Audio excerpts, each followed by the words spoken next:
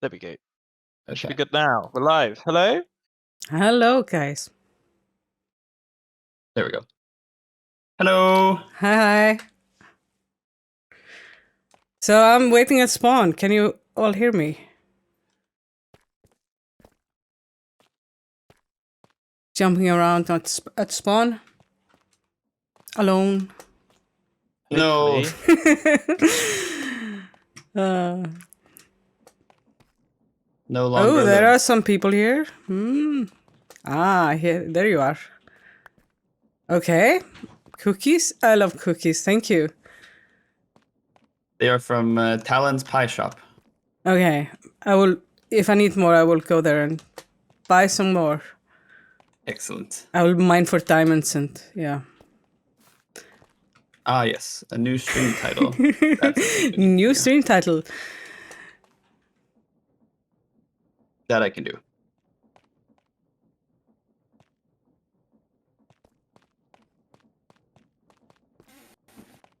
This is a really beautiful neighborhood. I'm walking around in here. Yeah, I got it. Cool.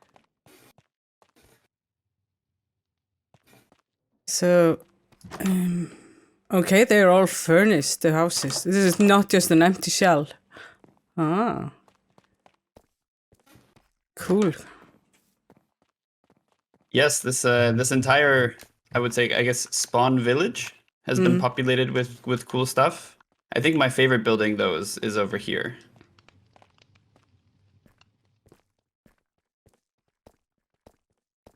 Follow me to the donation monument. Donation monument, okay.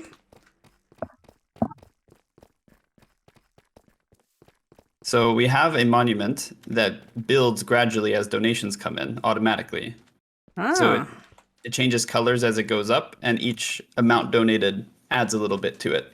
So it's the red and orange one in the back there. Exactly. And by the end of the event, hopefully it will be a rainbow popsicle looking thing. Power to the sky. Yeah. The higher it goes, the more has been donated. And these are the top donors. Wow. Looks like we've had some really big donations while I was asleep. Oh. Yeah. So I noticed when you donate to the stream, you have rewards like joining the server. So everybody who donates or over $15, I think, can join us here. Exactly. Yeah. So $15 or more gets you an email, which tells you exactly how to join this modded Minecraft 1.18 server. Yeah, and 1,388 would get you the highest donation statue. That's not probably. So much. So if you want that, you can. It's yours for only $1,388. Easy. Yeah, easy. Okay, I cannot fly, but I can walk. I think we have some modes here on the server, like build mode. And that doesn't do... What does that do? Ah, it gives me the an inventory. Okay. Yes, but you should have the host role as well, which should give you some more powers. I was trying to fly because I was here on Love Weekend. I was able to fly over, so get a different type of view. I cannot do that. So I think it said applied it to 0 players, Gegi. So maybe that command didn't work. Do command fly, yeah. Already has the role. Yes. Ooh. Look at that. Okay. Here I can see the monument being, or what would we call it? Yeah, the donation monument. Donation monument being built slowly. Yeah. You can donate people watching to make it go faster. And there are small crabs here. The players turn into crabs for some reason. Oh. Try landing on it and see. Okay. Oh, okay. I'm a tiny little crab. Oh, this is so cute.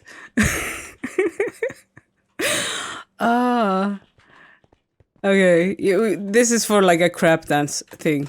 Everybody should do a crab dance. Yeah. Do I go out of crab mode? Yeah, okay, when I go in a different location. So let's go back to first person mode.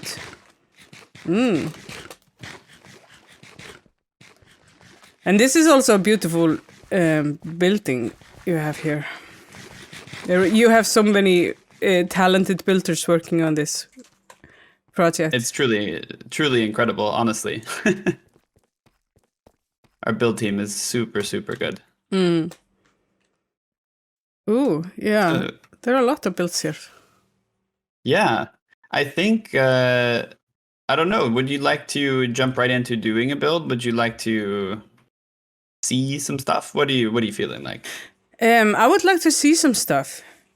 And then maybe play some mini games later. I saw a tiny bit of your stream last night and I saw some mini games. Yeah, they looked really fun. Then we can do that, certainly. Yeah. So I'm following you over the bridge here. If I'm not mistaken, I believe the village that was currently being worked on this morning should be over here somewhere, but maybe I am mistaken.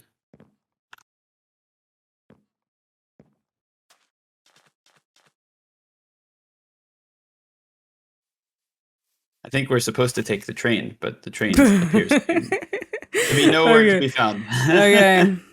Walking on train tracks, you shouldn't do that. Just no kids. Don't walk on train tracks. Oh, it was the other bridge. I see. Ah. Because this is part of our, let's see, which milestone will this be?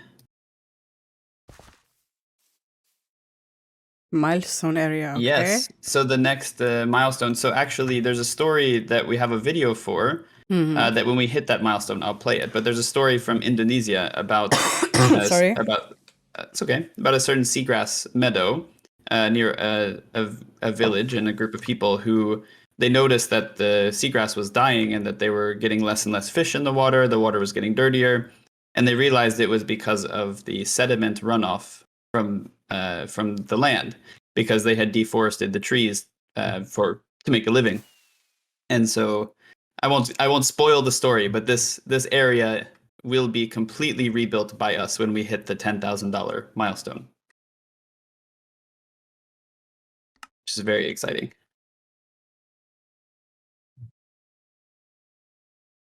Uh-oh, did we lose Helga? We lost Helga. Oh no.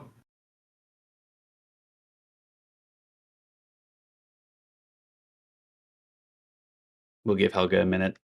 Hi, everyone.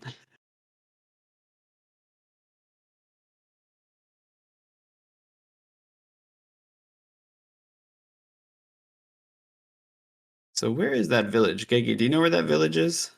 The one that was being worked on by Terry?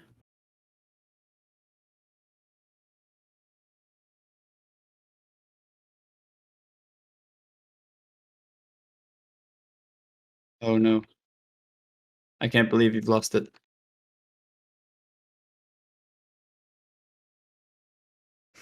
Sorry about that. I was just coughing. I didn't want to cough into the stream. Oh yeah, Thomas, have you seen the map at spawn? Here. Oh, way out here. Okay. I thought this village was supposed to be for the... Oh, we put in the wrong place. Sorry about that. I was just coughing. I didn't want to cough into the stream. That's okay. I had just had COVID, so I'm just still coughing after that. Oh no. But I'm okay. Your face cam disappeared. Yeah, for a reason. Watching somebody cough is just not, nice. Okay. But I will turn it back on in a minute. I think it's fine where they built the village, but unfortunately it's not where the village was supposed to go. Okay, I'm searching for you guys. I lost you. So it's not here. Teleported away. You Okay. can just Teleport me. you to me. Yeah. Yes. Throw you around the map. But this is a really nice village. It is nice. It was supposed to be in connection with the other build milestone area, but it's still very pretty. I like this orange. Orange, yeah. It's beautiful. Yeah.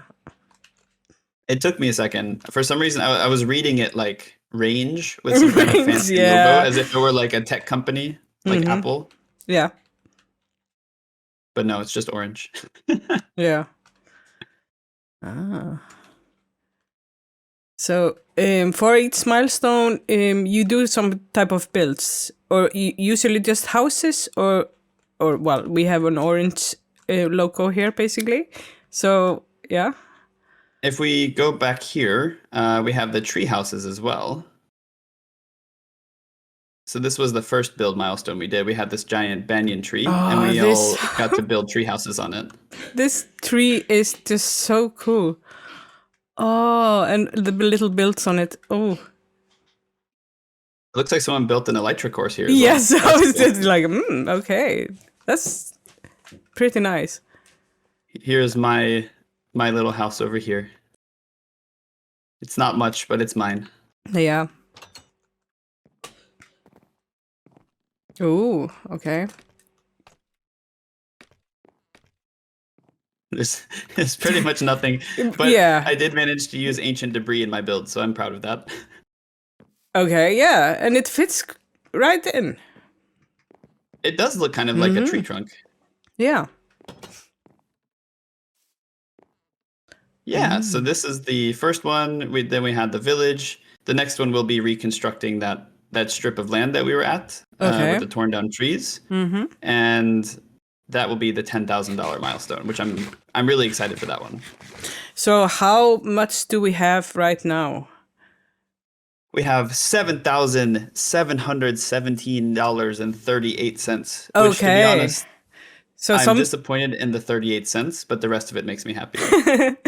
Okay, but yeah, so it's not that far away.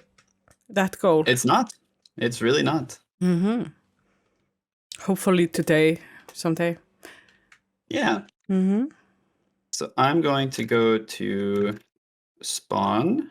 Okay. And then I'm going to use the map to jump over. Actually, let me teleport you here so you can see the map. Because the map is super cool. Oh, okay. Yes, this is a super cool map. So basically, pick a spot you want to go and punch to get there. The Research Institute, the theater, the mountain village, free builds, the banyan tree, the resort, and crab golf if you haven't played crab golf. Crab golf, okay. There's a stage here out in the ocean. Yes, that is where we had the Approaching Nirvana concert and where we'll have the final ceremonies. Ah. And the resort. That sounds really good. Should we go over there? Which one? A resort. Sure, let's go. Oh, this is beautiful. Oh. Hello, Tropic Creeper. Hi, buddy. Do you sell something? Yep. You need to be a guest, registered guest to get service at the bar. Something like that. Yeah, So Frank. Wait, how is Frank here? Frank was at spawn too. Oh, he moves fast. Oh, I got some pianguas. That's a throwback to last year. Pianguas. Yeah, so last year we raised money for Osa conservation. They focus a lot on mangrove restoration in the Osa rainforest. And the main source of income for locals there is the piangua, which is like a sort of clam that lives in the mud around the mangroves. Okay. So we added pianguas as sort of like a... basically as a tribute to them. Pianguas. Okay, my camera is back on now. Found the right button to press. And there's like a green horse here. So totally Yes. normal. And yeah. Burger. Hello, Burger. Welcome to the resort. Mm-hmm. Interesting. Is it just you can like a chill corner where you can ride the horse and sit in the sofa? Yeah, whatever. Oh, can you sit? Yes, you can sit here. So, just sitting here with my horse friend. nothing. Totally normal. Do this every day. Completely Yeah. part of the ordinary. Yeah. Oh, go out back. It's so pretty out here. Looks like some of the guests are lounging in the pool. Infinity pool. Ooh. This is beautiful. Just looking over the ocean. Half glass blocks. Yeah, I really like half glass blocks. We should have them in the game, you know. We really should. If only I knew a Minecraft dev. Yeah, I know a guy that knows somebody who works at Minecraft, you know. Yeah. Wow. So maybe we will send him a message. Hop on a beach float. Chill with us.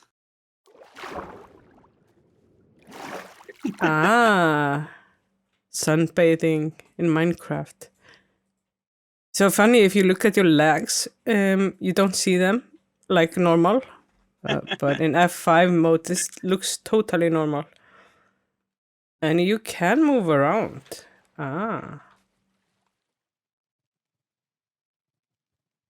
So, and through people, yes. Exactly. So, this is really nice. And yeah, if you go into inventory, this is totally normal. Oh, okay. So.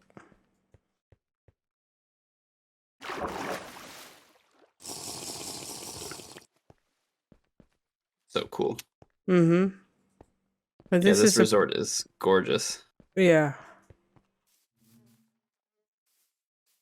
And resort bee house. Okay, I want to go in here. Don't let the bees out, okay?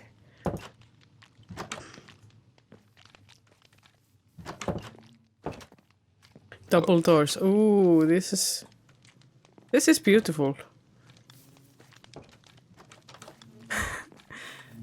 I figured it out. Oh, the Tropics. Yeah, they're really cool with sunglasses and just the most cool bees ever. Whoa! So Kicking that. off Helga's segment with a $100 donation. Oh, okay. This is a donation sound. The fireworks. Yeah. Do you see the chat? Yeah. Okay. Yes. Cool.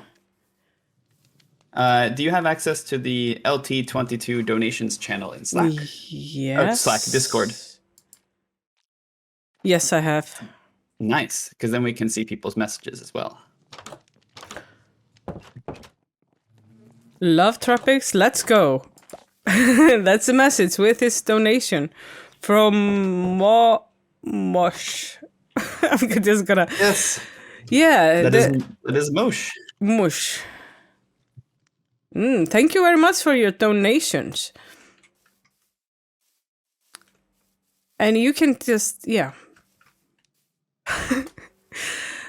And this is all specially built. The trees here, do they grow? The mangrove trees, are these just normal mangrove trees or are they anything different? So there are 4 types. So these are all in Tropicraft, the mod that we're playing with. And there are 4 different kinds, actually. Okay, so that explains the color, different color of them, yeah. Yeah, different colors and different sizes and different root systems. Because some of these have like the roots that are more like the ones in vanilla. But some of them have what's called, oh man, it's been a while since I said this, pneumatophores. Which is a super weird word, but it's basically the ones that stick up out of the ground instead of go down into the ground. Okay, yeah. which is so cool. But yeah, the Tropicraft mangroves are they're gorgeous. Gegi did a fantastic job of coating them, and we have Hexablue did the art for them. Mhm. Wonderful, wonderful. Yes. What else? Is there like a spawn command to go back to spawn or something? There is indeed a spawn command. But there's also a teleporter pad at the front of the resort. Ah, teleporter pad. Gonna use that. Then we can look at the map again, see where we were and what we can do next. Okay, so we were here at the resort. Free build zone 1. So if people join the server, they can come and build at this free build zone, I assume. Yeah, exactly. Yeah. It's typically we have a host that is also free building with them when we go to the free build zones. But people are always free to go and build there if they wish. Okay. Then we have the crab golf. Free build zone 2, theater, mountain village, and free build zone 3. Okay, so there are a lot of build zones here for people to build at Research Institute. Can we look at that now? Absolutely. Mm-hmm. And I just want to say about the theater, while you and I were sleeping, the crew wrote an entire screenplay that we're going to have performed at the closing ceremonies. Oh, really? Okay, that would be interesting. As a sequel to last year's. Yeah. Screenplays in Minecraft. Yeah. I have It's never impressive. seen one of those, but I will tune into the stream and see it. Oh, this is a beautiful building. Yeah, so we have Mommy Bell, who's one of our organizers. She put together all the educational content, and Marley Wizard built all of the buildings in the research area. So big ups to them. Yeah. So if we want to go, I think it's up is where the Seagrass info begins, but it's super cool with all these images around. Okay, the library basically. With everything. So what is seagrass? And yeah, we have just a whole book of what seagrass is. But in like 40 minutes, we are going to be discussing seagrass more in an interview. So I'm not we don't wanna gonna spoil read everything. I should know everything before I talk to them. We have to leave people in suspense. What is Seagrass? We don't Yeah, know. yeah. We'll find out. Tune in and find out later. Yeah. So I'm just following the crowd. By the way, Jake Evans has just dropped the satisfactory code in the game code in the chat with one character missing. So if you can guess which character it is and fill it in on Steam, you can get satisfactory the game. Ooh. Really? One character missing. Okay. Satisfactory chat. on stream. On Steam. Yeah.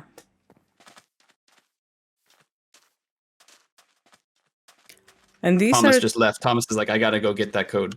okay. Yeah. It's so funny because I was talking to Thomas. We are friends from we play together on Legacy, and he was talking to me about Satisfactory and possibly playing it together.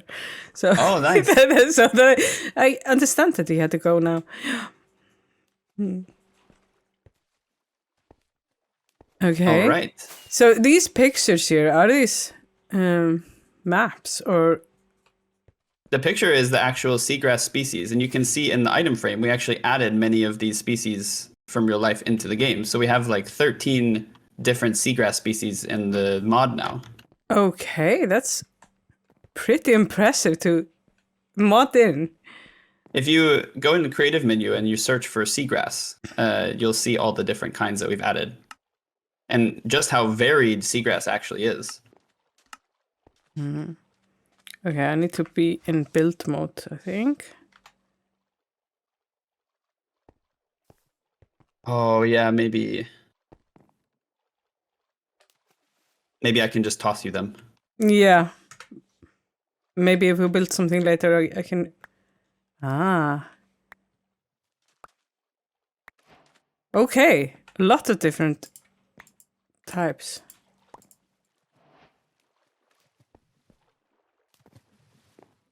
Yeah. I didn't know that there were so many types of seagrass. Yeah. But there are many types of grass, so maybe it's many types of seagrass also. I think over 70 species. Okay. And have you planted some of them here? Yes, they are here. Yes. So you can see them here. In their natural habitat. In the water. Yeah.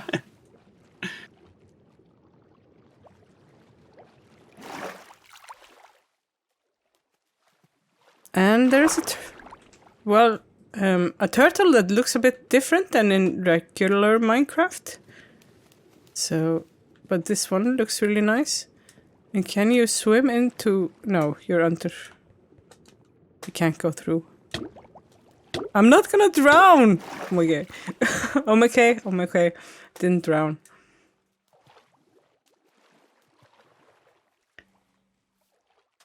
This area is so cool. We were debating yesterday what to call these buildings because they're such an interesting shape. Yeah. I see them as like coconut helmets. Coconut helmets, yeah. Yeah, they could really work as helmets. That's Garlic, true. that's a good one. Garlic, okay. Yeah. Garlic bulb. Yeah, because Mommy Bell called them bulbs, I think. Yeah, it looks something like that. Okay. Pine cones, yeah, that's a good one. Crab boat. Oh, Yeah. so cute. Stealing your boats, crabs. I will do that. So, so players could turn into crabs. Yes. And... I don't know who has access to it, but we have a command to do it. Okay.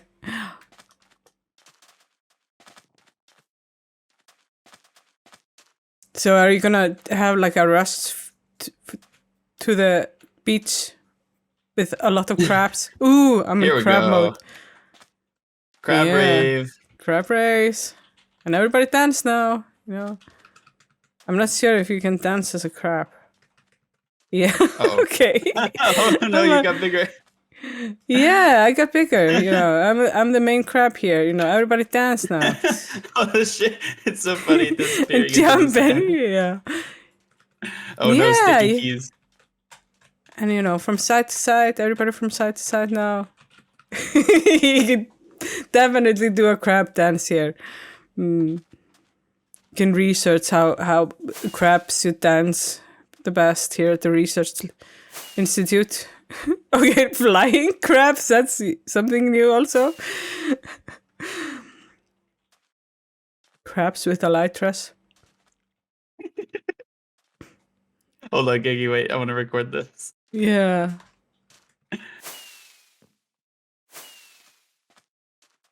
So stop flying around, crab, small crab. You know, come here, dance, dance. Yeah, good crab. We trained them well. I've trained this one well. And all of them. Dance. Yeah. And from side to side also. This is, you know, a bit slow from side to side, but the Minecraft dance and the Minecraft greeting and the Minecraft just everything is just shifting.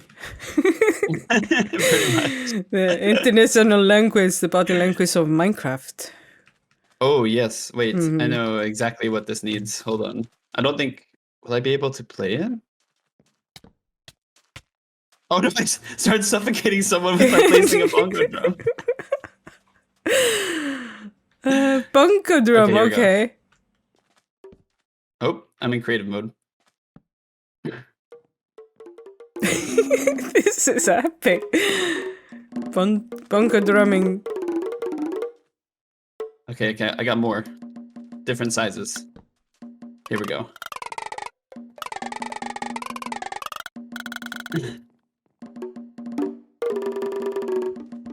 All right, now we gotta dance and play.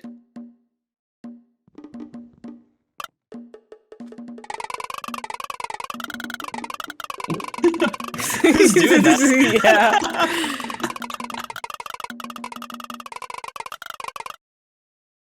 Yeah. Crab dancing, crab dancing. This is far too entertaining. Yeah. I love the crab legs when you like sprint jump. Oh yeah. Oh, I didn't notice that. That's basically the dance. Yeah, come.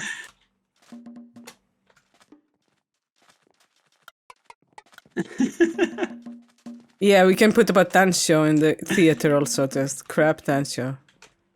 Perfect. It's very interpretive. Yeah. All right. So, you are really slow walking around as a crab. Are you gonna take us out of crab mode? Gigi can do that. I'm not sure exactly what command she ran. Okay. All right. That was the research center. Mm-hmm. Is there a teleporter pad here somewhere? Or do we have to take the train? The missing train. This is a mystery, you know. People can join the server and find the missing train. I saw it somewhere. Yeah. I think I saw it just a few minutes ago. So no teleporting here? I don't know. I don't see one. That's strange. Go to the bridge, okay? Go to the bridge. Okay. I do as I'm told. Yeah. Blindly. I'm really bad at reading chat. So, yeah. We are at the bridge. Just go over. Okay. You're telling me I have to walk in a world where I can fly? Walking? I do love these speedy bridges, though. Ah, yeah. It's like in the airports when you walk so fast. On the conveyor belts. Yeah, exactly. I love doing that. Yeah. Feel the wind in your hair. Just. I want to try running on one of those sometime. Oh, yeah. In the airport. Well, they are so long there. So, yeah. You have to like book at be-there's where there are not a lot of people around. Okay, now we're back at spawn. Yeah, so it was just a walk away. Yeah, so maybe that's the reason why no teleporter. Yeah, maybe. Mm-hmm. All right. But these builds here at spawn. Yes. I noticed a build that I recognized here from when I did Love Weekend. Oh, which one? Where is it?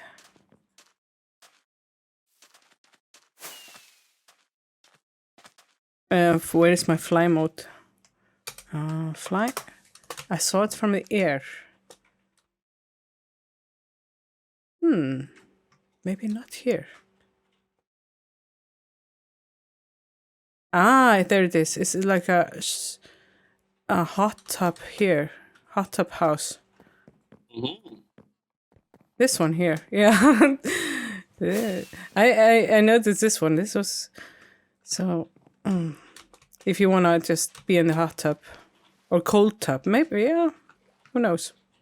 I think the temperature is just fine. For our environment in here.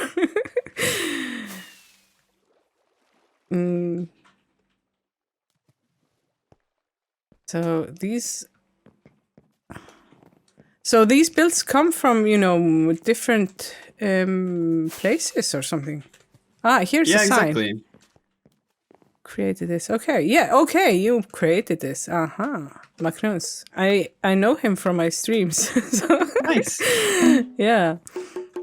Yeah, so what we typically do is that we have somebody create the initial shape of the world. So this year, the shape, as you saw on the map, was the Project Seagrass logo around the Love Tropics heart. So that's like the terrain. Okay. But then the content on the map, we have a build team that pulls from Love Weekends, and then they add additional stuff. So we like to showcase the things that people built during Love Weekends on the Love Tropics stream. Yeah, but that's also so nice because then there are so many different builders that are contributing to this. Yeah, exactly. Yeah, different type of builds. Here's also one really nice. I'm just looking at builds. We probably have time for a mini game or two before we go into our conversation if you want. Okay. So, where do you go into mini games? Is that on the map too? Or that is, I will handle that. Okay. So you said we had mini golf. You also mentioned Spleef. Yes, indeed. We have many games. One is Biodiversity Blitz, which is a farm survival kind of Plants vs. Zombies-ish style game. Okay. We have Calamity, which is a more classic survival style game where you collect resources and craft items to win. We have Turtle Race, which is more like Mario Kart style. We have Spleef. We have Survive the Tide, which is like our environmental focused sort of battle royale style. Yeah, those are the main ones. Okay. So I would like to start with Spleef, if we could. Yeah, let's do it.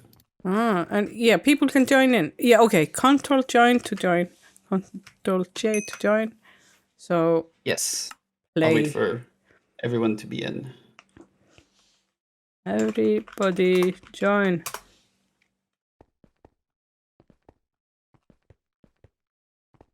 We have a few people here on the server. Oh. There we go.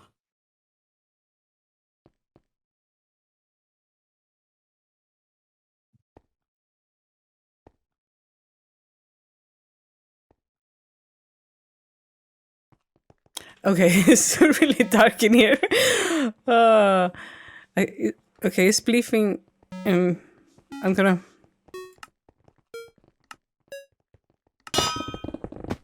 I have to make this bit. I haven't spleefed right away. Crap.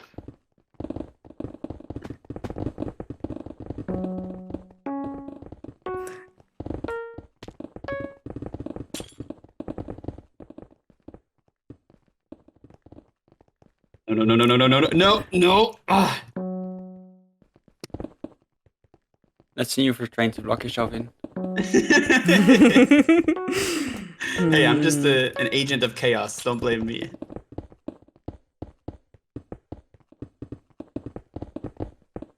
We're both team no sense. We have to work together.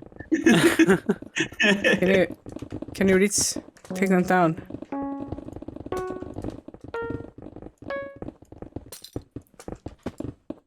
Oh! Does it... It becomes unstable. I'm just wondering, is it lava underneath us? This is dangerous, you know? Yeah. No! Oh! Okay, you know, you don't stay in the lava for too long, so... It doesn't look as brutal. Falling into it. Spleef is such a wonderfully simple game. So stressful. Yeah. No! Crap. I never win this game.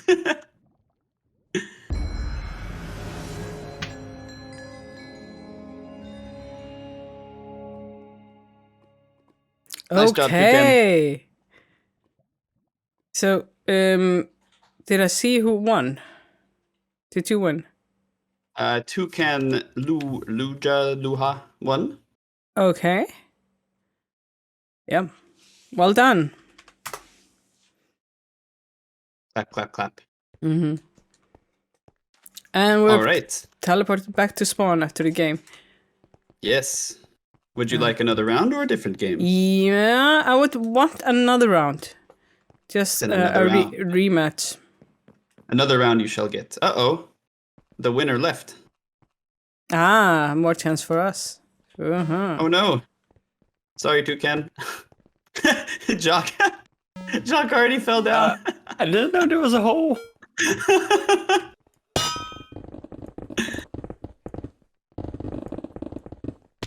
Oops, straight through.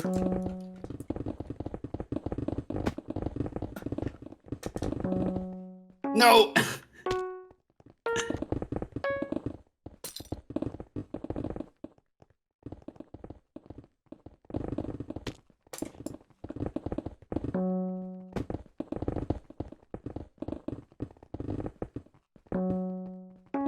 Okay, I just... I would probably be the first one to die in this one. But gonna make this interesting and just punch holes above. It's too hard. It's so hard to see. Yeah. It's not a lot of... Yeah, okay. Ah, It's really there- hard to see the gaps. One staying on top. But yeah, as you walk, you break the blocks. Hmm. No. No. Wait, I ended up spectating someone. There we go. Wait, now I can't move at all. Weird.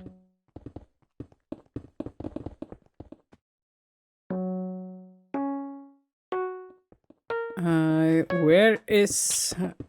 Yeah, on third level there we still have a player.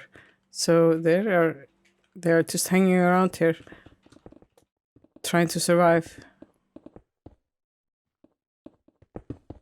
Okay, everybody's down at the lowest layer. I'm commentating this. And there's not a lot of blocks left. This is getting interesting. Ooh! No. Greggy! You won! Greggy! Hmm. Well done.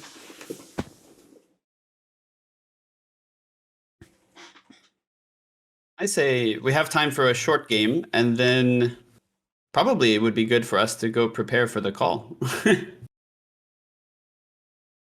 Okay, short game. What do you What say you, recommend? Helga? What short game do you recommend? Mm-hmm. I think you may be muted in Discord.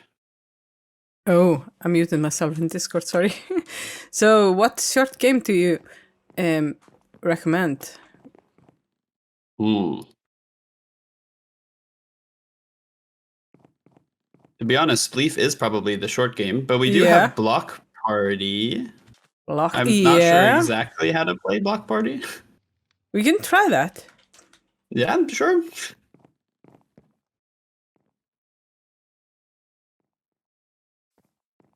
Okay, you're just supposed to stand on a block. Yeah, and then Oh, you no. fall through. What? I didn't even realize we were playing. Yeah, just start it straight away. Oh, I see. I see. Oh, so you... Does it tell you which block you're supposed to stand on? Good job, Oh. Jock. Oh, It's basically okay. a 1v1. Okay, Can- we gotta play that again. Yes, this was too short. That was a little too chaotic. Yeah. Yes, Pockets, we still have Biodiversity Blitz. Oh, What? I didn't see which one we should. I don't think... Does it tell you which block to stand on? Or do you just get lucky? It's in your hotbar. In Is the it in your hotbar? Okay. I was in spectator mode. I don't think I saw my hotbar. Or maybe it swapped me. I'm not sure. Oh. I'm a noob. Okay, Magnus won the game. Okay, one more. Yeah, we have to figure this game out. So.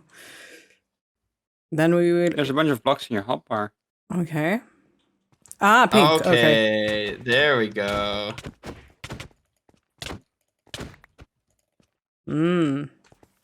Smart. Again, pink. Oh, yeah, just pushing me. Oh. You pushed me. Mutually assured destruction. Yeah. We figured it out, though. We figured out the game. Yes, yeah. All right, one more, and then we gotta go figure out the call. Yeah.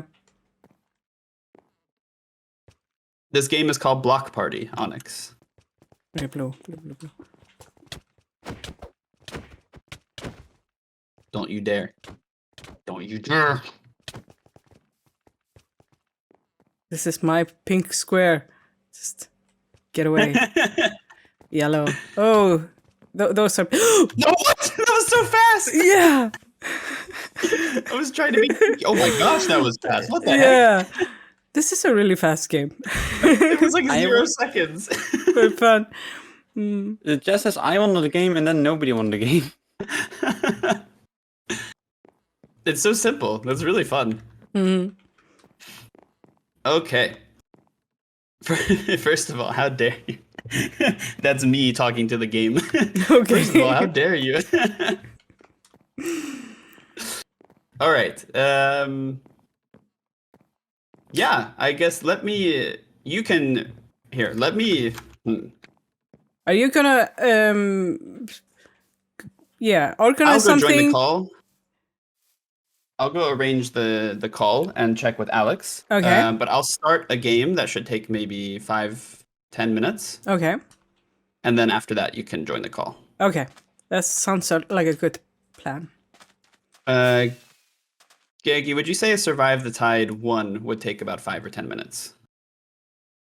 With this few number of people. Okay. Okay. Survive the Excellent. tide. Next game. We about to survive a tide? Play. Oh, yeah. Ah. Oh yeah. Man, I haven't survived a tide in years. Survive the tide. Ooh. So, what does this game do? Greg, can you tell me? Barry, can you take over for me you? as the assistant while I set up the call and such? Or can I Alright, do... So We're gonna survive. just- Yeah. So survive the tide is a survival PvP where everyone is against everyone, fighting for resources in a land where the tide is rising, cutting off land and forcing people together in a way where you have to like fight each other, not harmony together. Unfortunately. Okay, Basically, not in harmony. So it's PvP. not in harmony. It's PvP, and there's limited resources, and the tide will rise. And you have to... Okay, you have to get it to the chests and get stuff. Ah, Pretty okay. much. Let's find something cool. Always fun to just swing into people next to you.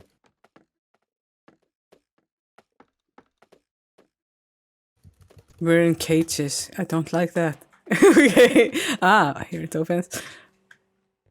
Oh.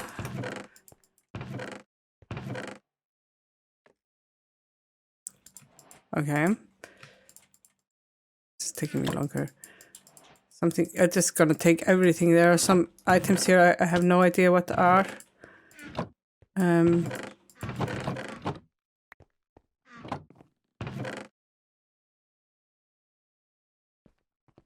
then I'm gonna run and find just a safe space to hide out in. I like this building up there. Okay, maybe put this on. There's a grace period before the PvP starts. 45 left. I'm gonna see if there are any chests here. Okay. More. I don't need more of those. Maybe food, arrows. Oh, not more bows. Nothing more up here. down here? Ah, secret passageway. A sword. I have a gold sword. More food. You need to survive. And an umbrella. There's... What did it say? Acid repellent umbrella. Okay. PvP is enabled. Maybe I should just put some stuff on. Before... Okay. What do I have? Slowness. Oh, now I have to run through it myself. I regret everything. No. Where's my bow? Can I move? Super sunscreen.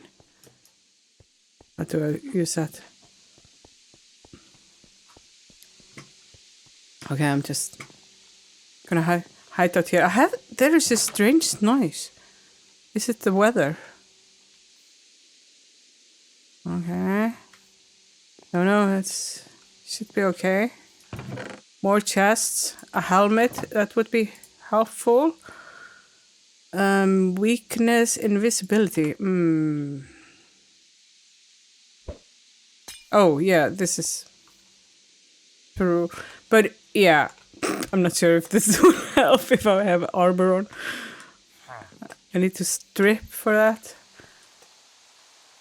Okay, now the rain starts. The acid rain. Okay. Maybe I shouldn't be outside during the acid rain.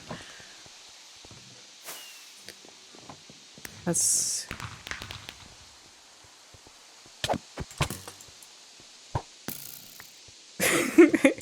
I'm gonna run for it.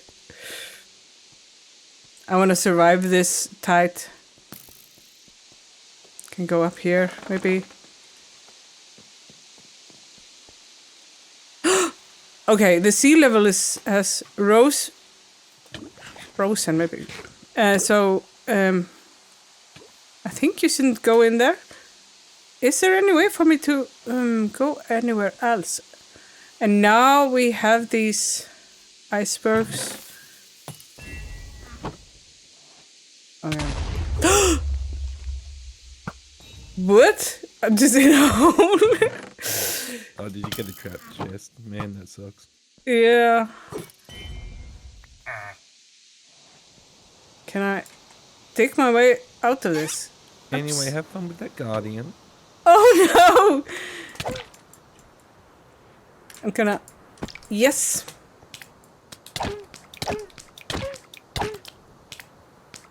Deal with a guardian.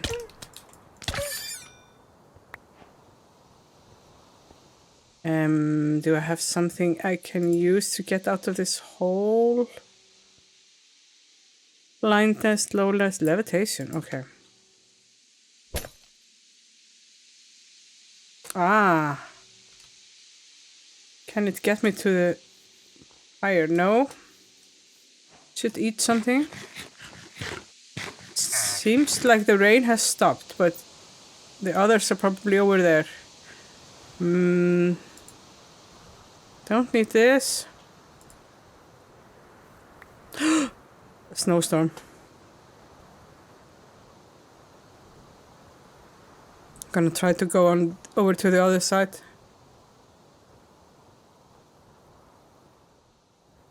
I see a player over there.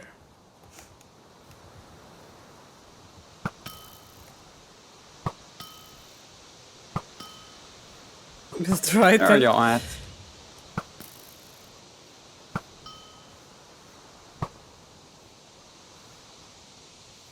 Hmm.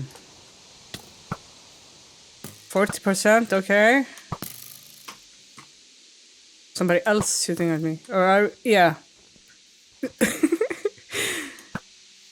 Are they up in the tree?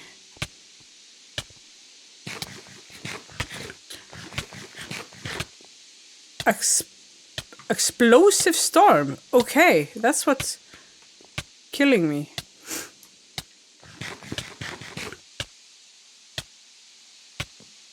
I'm not sure how... I just died.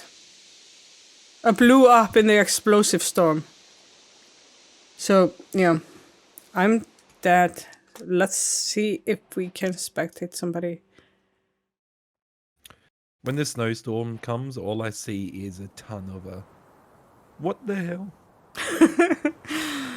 Oh, snowstorm. Was that a new weapon?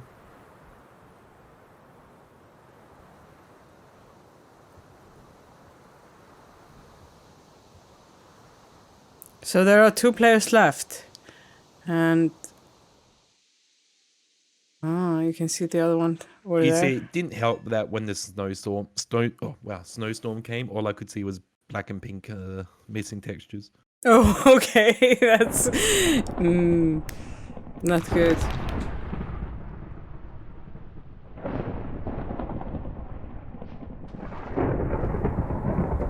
Okay. There's just 1 player left, so you won the game. Ah, GG. But this, yeah. The weather thing in this game is really epic.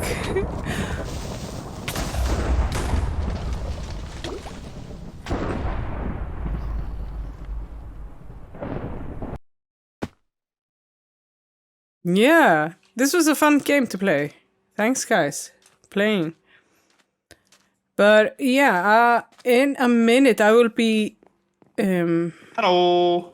Okay, you're back. So Hello. is the call ready? All right, Helga, are you there? Yes, I am here. I'm not in the call. Or is I think Helga? she's muted herself for What are you gonna Survivor Tide, Go so she wouldn't leave the position or anything. into into a video. I recommend unmuting then, Helga. Yeah, just gotta wait for her to Unmute.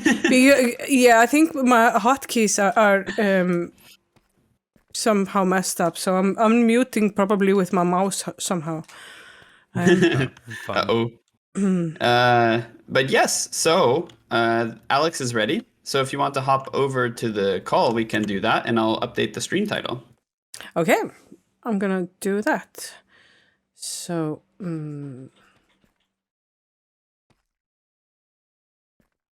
let's just go into this mode while I join the call.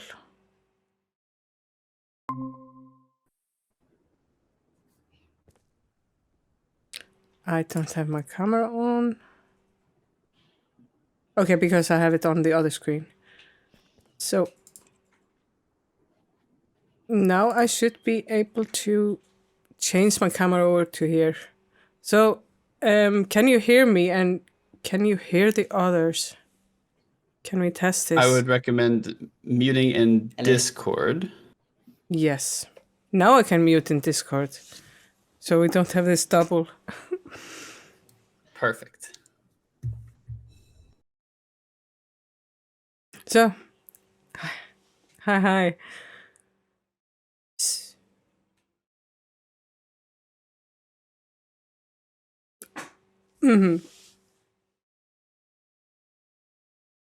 Hi. I'm doing great. Just been playing some games on over in Minecraft and having fun.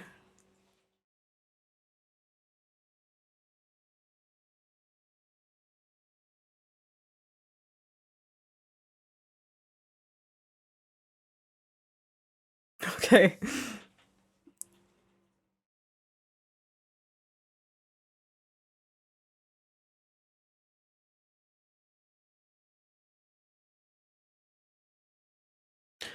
Okay. Let me see. Oh, okay. Should be going through now. Okay, testing. I can see it on my screen at least. Okay, let's hope for the best. Maybe chat can confirm. Okay, seems Can good. hear everyone except Helga. Okay, so I'm gonna add. No, it seems good now. The chat's about 10 seconds behind. Okay, testing approved. Okay, seems good. Cool. Nice. Welcome, Helga and Alex. Thank you all for joining us in Love Tropics 2022. I'm going to kick things off by asking you all to introduce yourselves. But first, I'll introduce myself. My name is Cory, or Kojo, as I'm known in the Minecraft community. I'm one of the Minecraft developers, designers, but I'm also one of the organizers of Love Tropics, this lovely weekend-long charity live stream that we're all a part of right now. And here with us today is Alex from Project Seagrass and HelgaRakel. So first, we'll have Helga introduce herself, and then Alex can go and introduce himself. Yeah. So, hi, I'm Helga, and I do a lot of Minecraft. I'm a Minecraft streamer and YouTuber, and just play a lot of Minecraft. I also teach Minecraft and hold tournaments in Minecraft. And but my background is in environmental science, and that's why I was so interested when I heard about this project, and I wanted to hear more and more. I just went to the website and I just started reading everything. And yeah, I love the sea. I took extra courses in marine biology, and I also swim in the ocean, and I sail on the ocean on sailboats. So this project is something I was really interested in hearing more about, because I know nothing about seagrass. So yeah, Alex, you can introduce yourself. Cool. Yeah, so my name's Alex, and I work at Project Seagrass, specifically on one project called Seagrass Ecosystem Services Project, and it works in 5 countries in South America. My background is also quite similar to yours. So I studied marine biology, and then I did a master's in marine biology, but with a focus on seagrass and underwater video cameras in Wales, in the UK. And between my studies and now, I was working on a sea turtle nesting beach. So that was before that was in Costa Rica. There was also a lot of mangrove work, which I know you said was the last year's focus, which is also super cool. So yeah, I've been placed out in Southeast Asia for 6 months so far, and a further 6 or 7 months to continue working on the project with our national partners. Okay. So, Alex, we were going to start by asking you if you could tell us about seagrass like we were 6-year-olds. Just explain it in the basic details. What is seagrass, and why is it important, and so on? Yeah, so seagrass itself is really the only kind of true marine plant.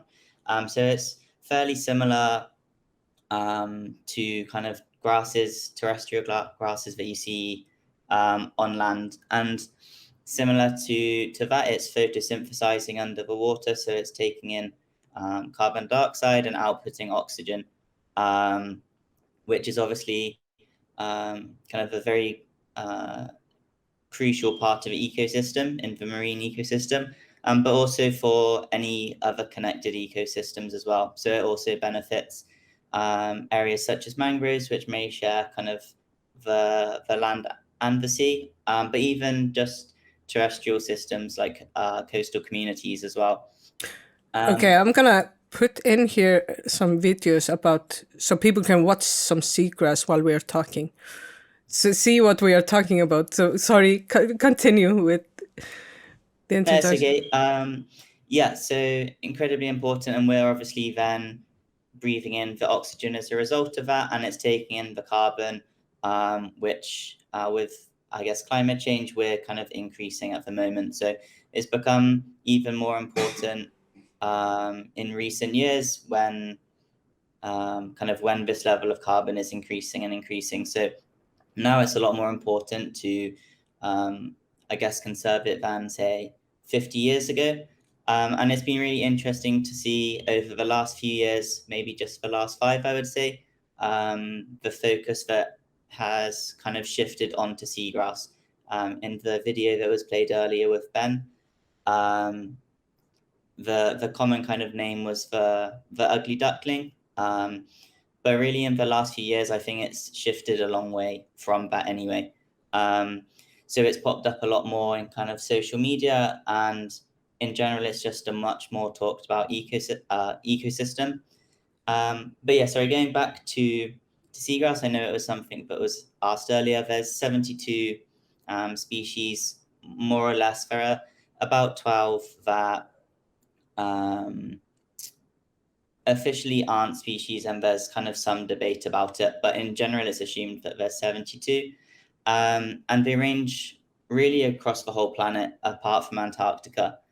So back in the UK, I think we just have the 2 species, and there's 24 species, again, more or less with some debate in Southeast Asia, where we are here. And they're obviously really cool plants. So you can have one area that maybe is just one species, or some countries here can have up to 14 different species. And so it's really exciting kind of when you go through the area and you see usually maybe 6, 7, 8 species all kind of coexisting. It's kind of like your own mini underwater garden, especially out here where there's an abundance of marine life. And yeah, every kind of time you go out, you kind of see how important they are to kind of to the small ecosystem, but also the wider area. Okay, so in Minecraft we both have seagrass, and then we also have kelp. So what's the difference between seagrass and kelp? So most simply put is that kelp is an animal and seagrass is a plant. So kelp or seaweed, it's basically a macroalgae. So it kind of adheres to the basic like animal cell structure. So I guess it's a very, very, very simplified animal is the best way of looking at kelp.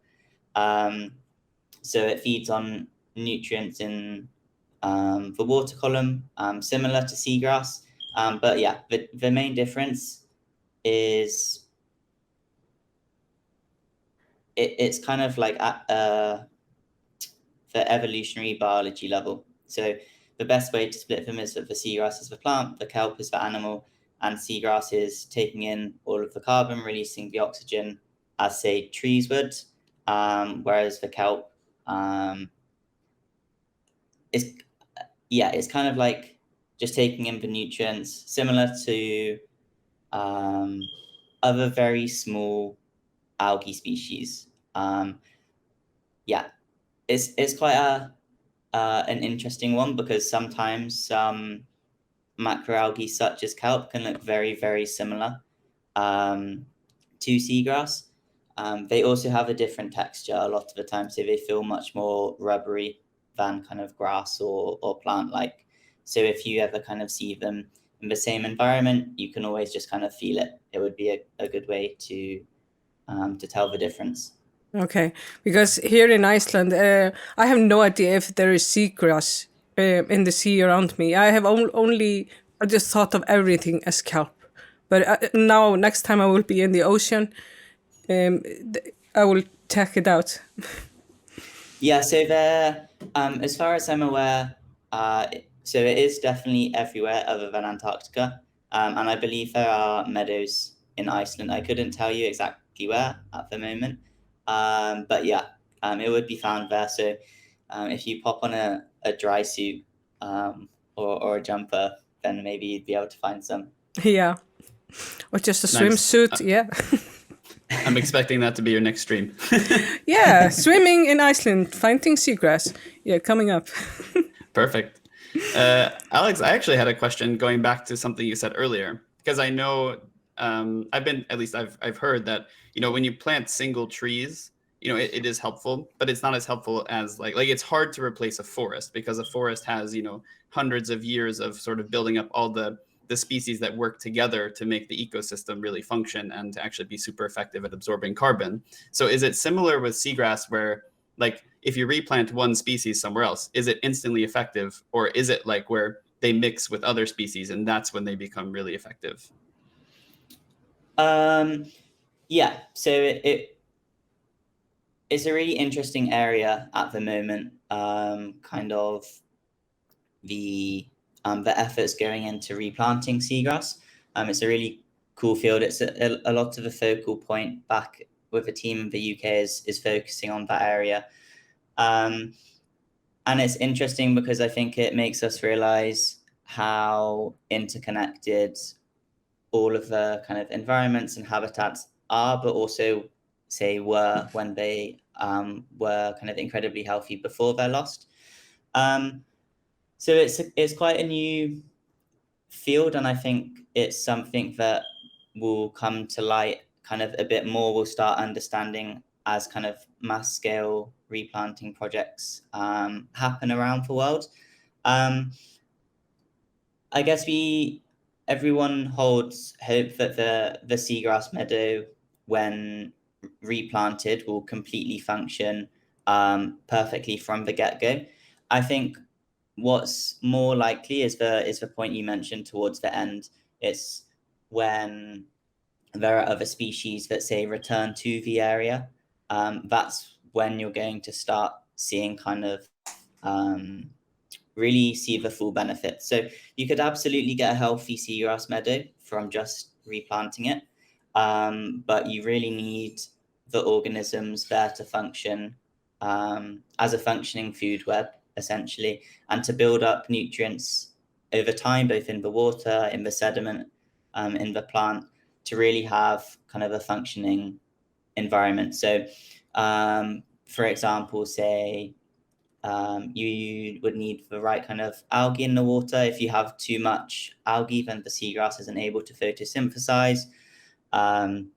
When you start losing seagrass, you lose kind of one fish species or one invertebrate species. So you would need to see kind of colonization of some fish, some crustaceans, some mollusks, even some larger things like turtles or dugongs, to start seeing kind of full ecosystem health.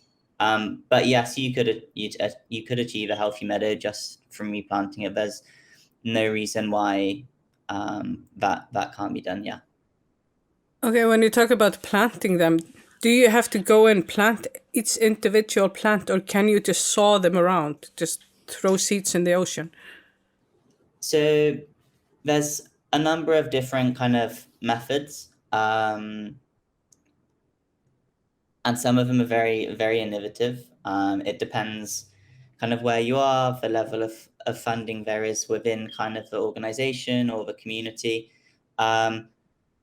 You would never just go and plant one seed that you've taken from a seagrass plant. So for the replanting process, what we do within the UK is people basically go and collect the seeds from the seagrass themselves. It's very really easy to see in the species in the UK. They kind of look like small, just seeds, like small sesame seeds, is the best way I can describe them. Whereas the species here, they're much bigger, so they can be kind of like, I guess, like a marble size for some of the ones here. So they're collected. They're basically put through a process where the seagrass leaf is rotted down. The seeds are then collected. And depending on the method, usually around 100 of those seeds are put into a kind of woven bag, just to ensure there's no kind of chemicals within kind of the growing medium. And then that's replanted into a well-chosen site. So where maybe there used to be seagrass and the environmental conditions are good, or somewhere that we really think might be a good area for it and it's got the right kind of conditions. But there are other processes. So around the world, and particularly in Southeast Asia, they often do transplanting. So they will dig the plant with the whole root structure and the rhizome structure, which are horizontal roots kind of between each plant. And they'll just plant that in a different area. It can be good and it can work, but obviously you're not really solving a problem by just moving the seagrass from one place to another. I think those are the two real main ways that are being pushed. It's going to be interesting to see what happens kind of in the next 5 years, perhaps 10, to see if there are any new methods or how these ones are currently working. Because there are, as I said, there's also some small scale ones. So in Thailand, they use, I know in the Twitch chat earlier, there was a lengthy conversation about coconuts, and they actually use the coconut shells and kind of the husks, and they'll plant seagrass into that, and then they'll put that into the sand. Again, there's ups and downs to it. Again, there's ups and downs to it. In an ideal world, I think the first approach, where you're putting them in a bag, or even now when you're having a full nursery to grow these plants, is the best, at least at the moment and going forwards. But they're very tailored towards how many resources you've got and what you can do, hence kind of the coconut approach or other approaches. Okay. So why are we planting this seagrass? Are they in danger? And why are they in danger? What is why is it fishery or how are they in danger? Yeah, so similar to a lot of things in the marine environment, there's a number of kind of main factors that drive seagrass decline. So actually, they'll be very, very similar to mangroves and also to coral reefs, because they're the three important kind of ecosystems that work quite closely together. So it's things such as like nutrient runoff, so it's known as eutrophication, and it's usually where nutrients, mainly fertilizers, but it can be kind of any nutrients, come from the land and run into the sea. Again, in Southeast Asia, we see it quite a lot because there's two very defined seasons, rainy and dry. And during the rainy season, everything is basically being flushed off and into the sea. What happens in that case with the nutrients is very small particles of algae thrive on high nutrients, usually high nitrogen, which is the main nutrient really that is causing the problem. They rapidly grow and form kind of really, really, really large blooms is what they're referred to as. And they essentially smother the marine environment and stop the light getting to the seagrass. And at that point, with lower light, it's really, really hard for the seagrass to basically photosynthesize and grow. Similar, just the same as plants on land. And often then they will die. But there's also other factors. So overfishing, again, can have a problem. If you take too many things kind of within the food web, it just causes a complete imbalance kind of within the fish, within the invertebrates. And that has a knock-on effect with the seagrass, because each animal has its own very kind of defined role and importance, and by taking out too many of one, it's going to have an impact on the others. So maybe if you take out too many fish, you then have too many sea urchins, let's say, and you could have a problem with overgrazing of seagrass meadows. There's things such as boat practices, mainly that involves the anchors, just very sharp metal. Actually, you can see anchor marks when you're walking, but also just slightly from a slightly elevated height. Temperature increase is playing a huge part on the biology and physiology of the seagrass. Salinity too. So any kind of small or large change to the marine kind of environment as a whole, to the sea as a whole, usually has an impact on the seagrass. I think that a lot of these factors that are impacting the seagrass, they seem to link back to lower light conditions, whether that's too much algae or the kind of like differing temperatures. it eventually means that there's kind of a loss of light, and then it stops photosynthesizing. But yeah, it's not really labeled as like endangered or critically endangered, but depending on where you are in the world, there's a different figure. So in the UK, we've lost about 90% of seagrass. In Indonesia, I think 75%. And the accepted kind of figure is about 7 to 8% loss every year. Again, it depends on the country, but it's about 7 to 8% every year. And I believe it's 2 football fields or soccer fields is lost every hour from some environmental conditions like typhoons or overgrazing, but really it's disturbances from human-induced activities that are causing like the widespread issue. That's a lot. Yeah. Wow, like 90%. That number is scary to me. That's a extremely high number. Yeah. So there is a lot of loss. We're just working now with people around the world and projects like this to reverse the loss and always to stay with a positive mindset on it, because it can be reversed, and that's kind of the important the most important thing really is the numbers are always scary to everyone, including us, but to just kind of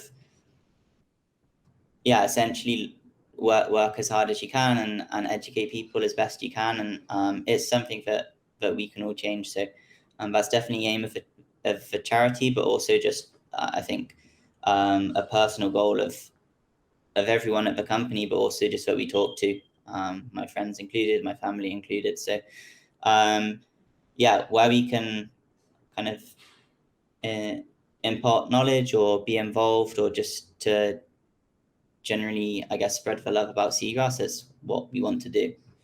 Yeah. Yeah, and we can all become seagrass heroes this weekend. Yeah, absolutely.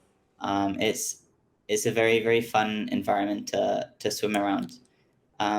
There's always some that aren't going to be as amazing as the videos that we've seen, but that's just a way of life, you know. They're the ones that actually you need to work on more often than not.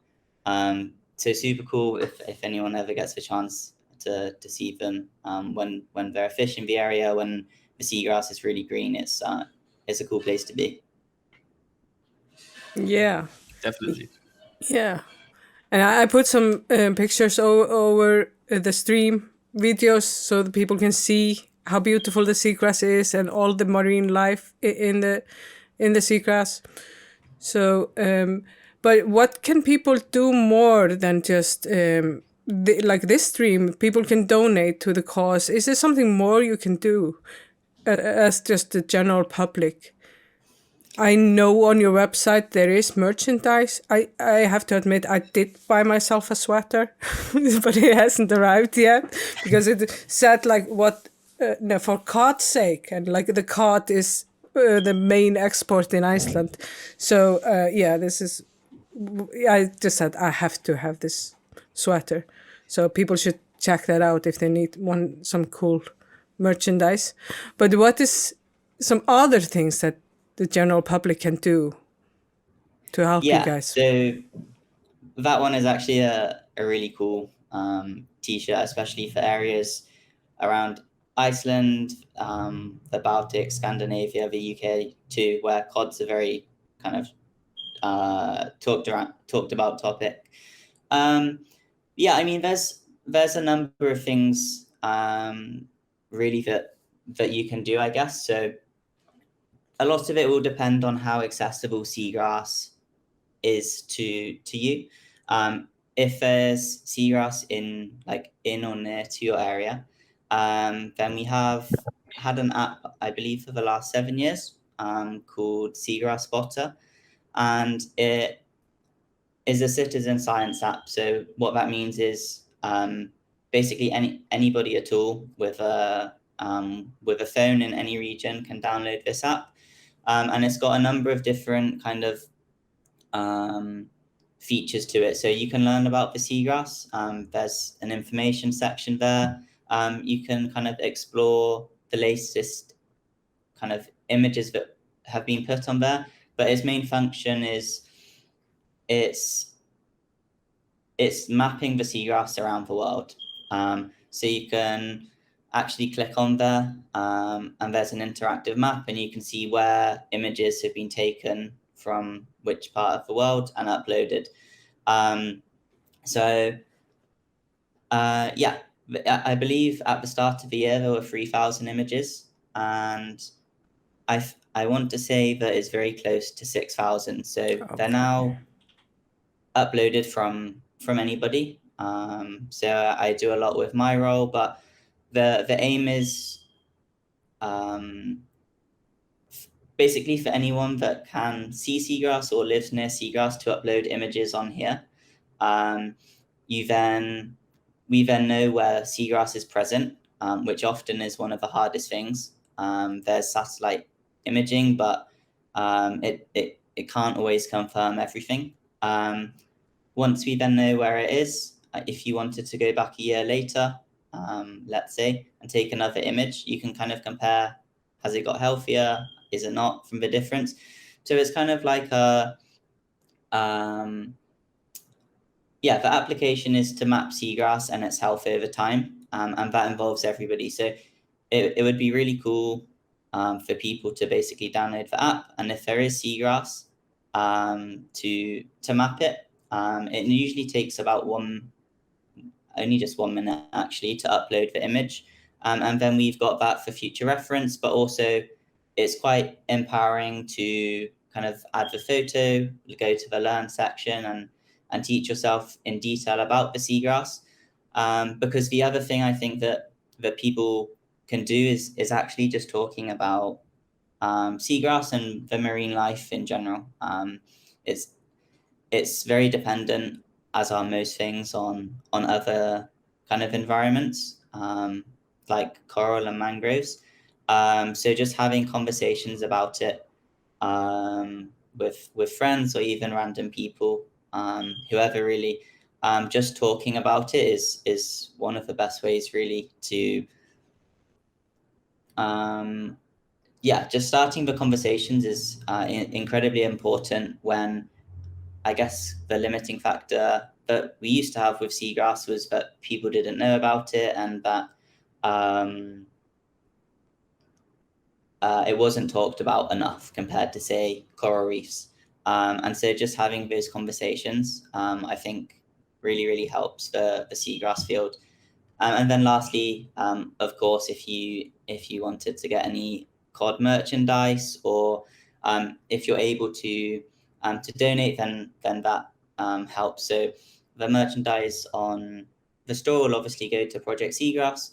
I believe the donations are all to also to Project Seagrass, but with focus on the Southeast Asian communities that are in the videos and that we're working with out here. Awesome. Thank you for giving us so many options of how to help. That's always I would say the biggest question we always get is like, what can I do? And these are 3 pretty accessible options, I would say, as far as getting seagrass into people's minds and helping out. Yeah, particularly the app it's really, really good. And I think there were some limitations with it because of coronavirus for the last 2 years. And so it's just started to ramp up again. And it's something that if people do get involved in, and if we can keep on kind of working on, then I really think the kind of the amount of images that we have and the amount of seagrass that we can map is going to be kind of a very exponential curve, and the number's going to, like this year, it's doubled. It's very possible if we keep focusing on seagrass and taking these images with the help of everybody really, that number kind of gets into 5 figures and beyond really soon, which is really exciting. It's fantastic. We've had many questions in the chat, so I I would like to start running through some of those. What do you think, Helga? Yes, please do. Awesome.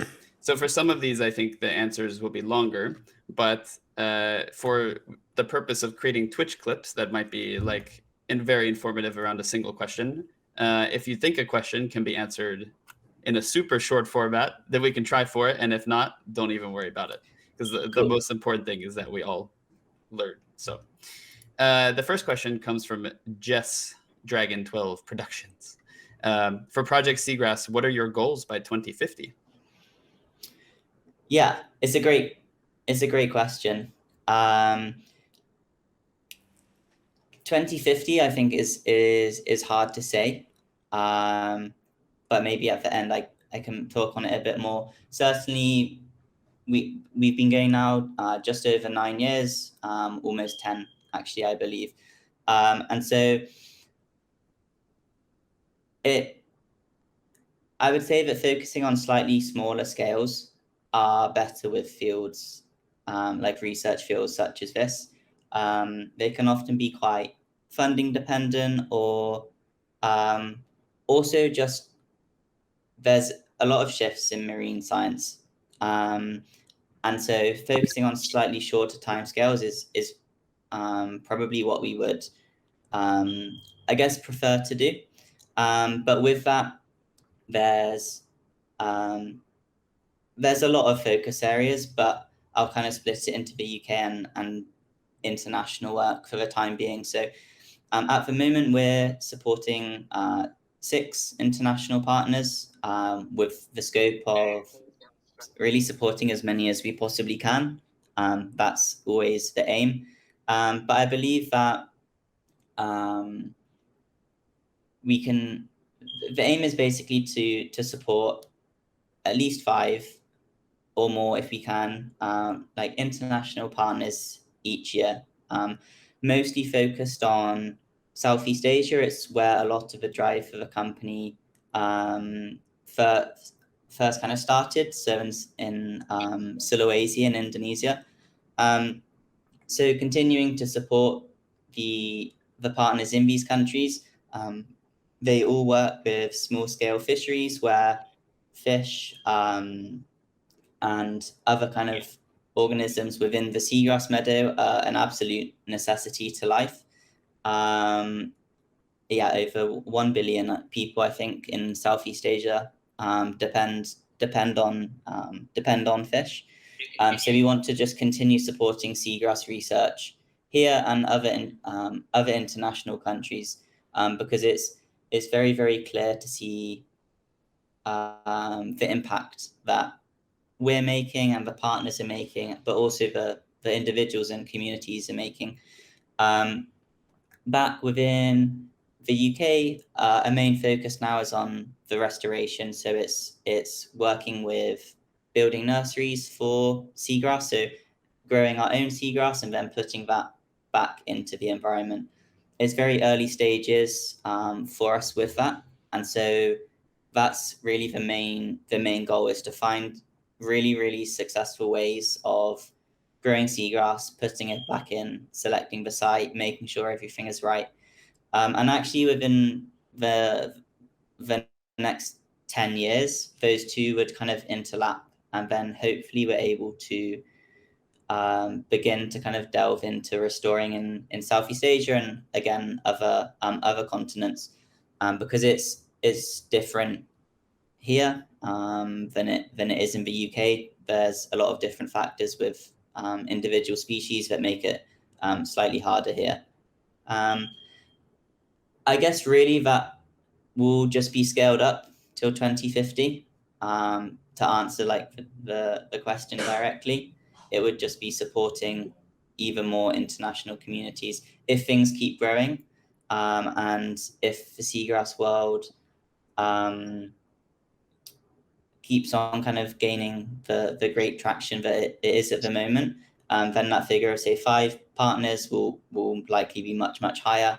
And then it's also likely that restoration in the UK is done on a much wider level. So everything would just scale as kind of the whole sector grows. Great answer. Thank you. Yeah, Helga. Yeah. So, now you kind of lost me. Sorry. So you're going to you're working mostly in Asia now.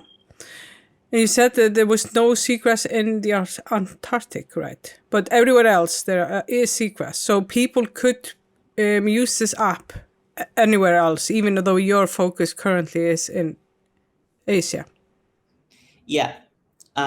So the app is accessible to anyone. And off the top of my head, I think it's very close to 100 countries seagrass has been mapped in on the app. I don't know the exact figure at the moment. It changes quite frequently. But yeah, they can go and just take a photo and map it. Yeah, is accessible anywhere. We have a video that will play sometime during the event that talks more about the Seagrass Spotter app and how you can get started with it, which is really cool. Cool. Got a question from Fizz, who asks, is there a sea bee, like pollinator, that's as important as bees when it comes to seagrass, or is it handled by like many different critters? There is no animal that is important really as bees. I don't think there's many pollinators on that scale. In general, the seagrass doesn't rely on pollination as much as land, but there are absolutely pollinators. So it's usually done by crustaceans, so things such as crabs. There was a recent paper that found crabs to basically be pollinating the seagrass, but it's not limited to just those. It can, in theory, be anything that the pollen can stick to. So it could also be, say, a sea cucumber or a snail. So yeah, there are pollinators, but there is nothing quite like the importance of a bee to terrestrial ecosystems. Yeah, That's also just a credit to bees. Okay, so crabs are bees basically in the sea. Okay. We heard it here first. Yeah, we're gonna just say that.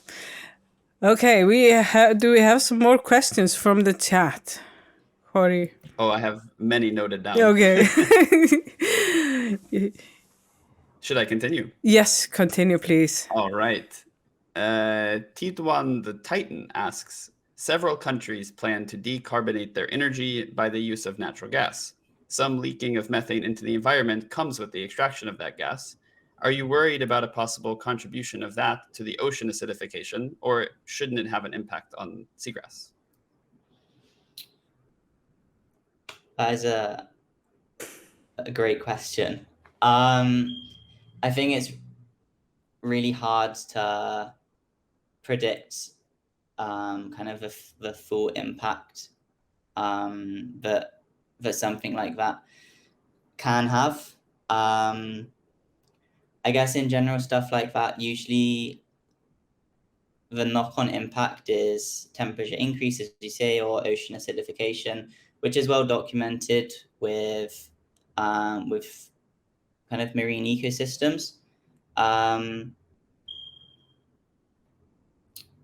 It's of course, it's something to be worried about, but it's quite hard to understand the workings of it and until stuff like that happens. When you do have ocean acidification, it has a much bigger impact on things that use calcium carbonate. So this is things like coral reefs, some animals that have shells or shell building properties. They're the things that first, I guess, suffer. But of course, it's something to worry about because they all still play a part with the seagrass meadows. There's still direct kind of ocean acidification still directly impacts seagrass when you're changing the pH, when you're lowering the pH of the marine environment. These plants don't always respond too well to kind of quick changes. So if it were to happen quickly, then a lot of species may not be able to adapt, especially because there are a number of seagrass species and they're very, very varied. Some are really small, just like a centimeter or so for some of the leaves, whereas some can be 1.5 meters. So the impacts, again, are varied based on where the seagrass is, how much seagrass there kind of is in the meadow, whether it's really, really, really dense or whether it's a bit more sparse. So yeah, it's something to be worried about, but it's hard to comprehend kind of the full impact at the present time. Thank you for that. That's it's always interesting hearing how things interact like that. Mm-hmm. Yeah, and there are kind of, it's everything is very, very interconnected all the time, as we've mentioned. So actually, a lot of these marine environments, particularly seagrass, they're good for kind of nullifying or mitigating the effect of ocean acidification.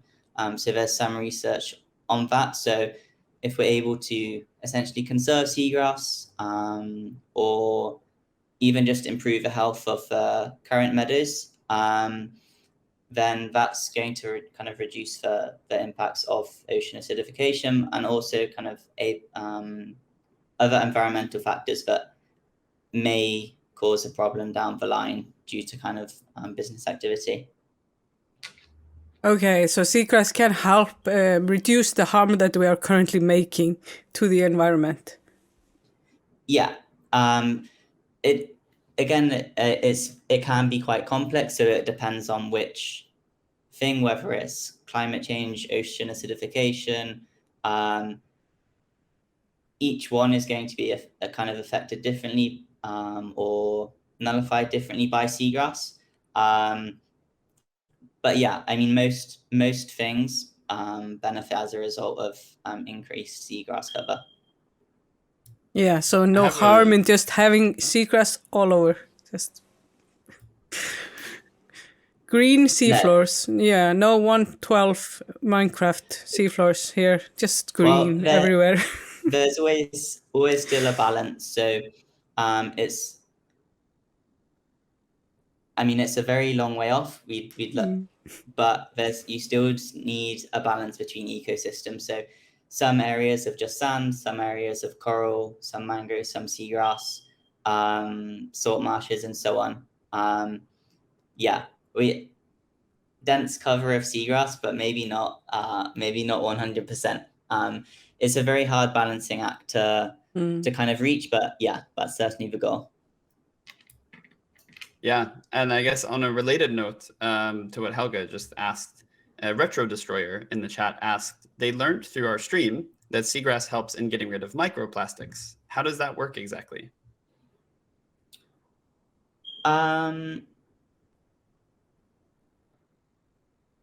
Reducing microplastics, potentially reducing diseases. So a lot of microplastic is kind of like a vector for disease. Yeah, it can carry diseases in the area. So I think marine diseases, there's one called Vibrio, and then there's a lot of different species. It's usually to do with shellfish. But really any disease can be carried by plastic, whether it's floating in the top of a water column or has sunk to the bottom. So seagrass has been shown to kind of reduce. So it acts as a filter from both the land and also just from the marine environment. So it would definitely reduce disease kind of being carried by plastic. There's some research that shows that that seagrass like has been found with microplastics in it, which would answer the question, but that's not a positive thing to find seagrass with plastic in it. In terms of reducing it, I'm actually not quite sure how it would do that. It might just be hiding it. So maybe if it's stabilizing the sediment by constant turnover of sand or mud, what it's maybe doing is just hiding the particles. I think with plastic, it does break down over time, mainly from water movement, light, UV. And so in theory, over time, it will disappear just very, very slowly. But in terms of taking it out the water column, once it's in there, it's usually in there unless it's physically taken out or it's just broken down into kind of nothing, I guess. Okay, thank you. Do we have more questions from the chat? Or have we covered everything that they've been asking? We have many questions. I've been trying to bounce around, so everyone who's asked one at least gets one. Voided Main actually has a fun one. Is seagrass the mushrooms of the sea? No,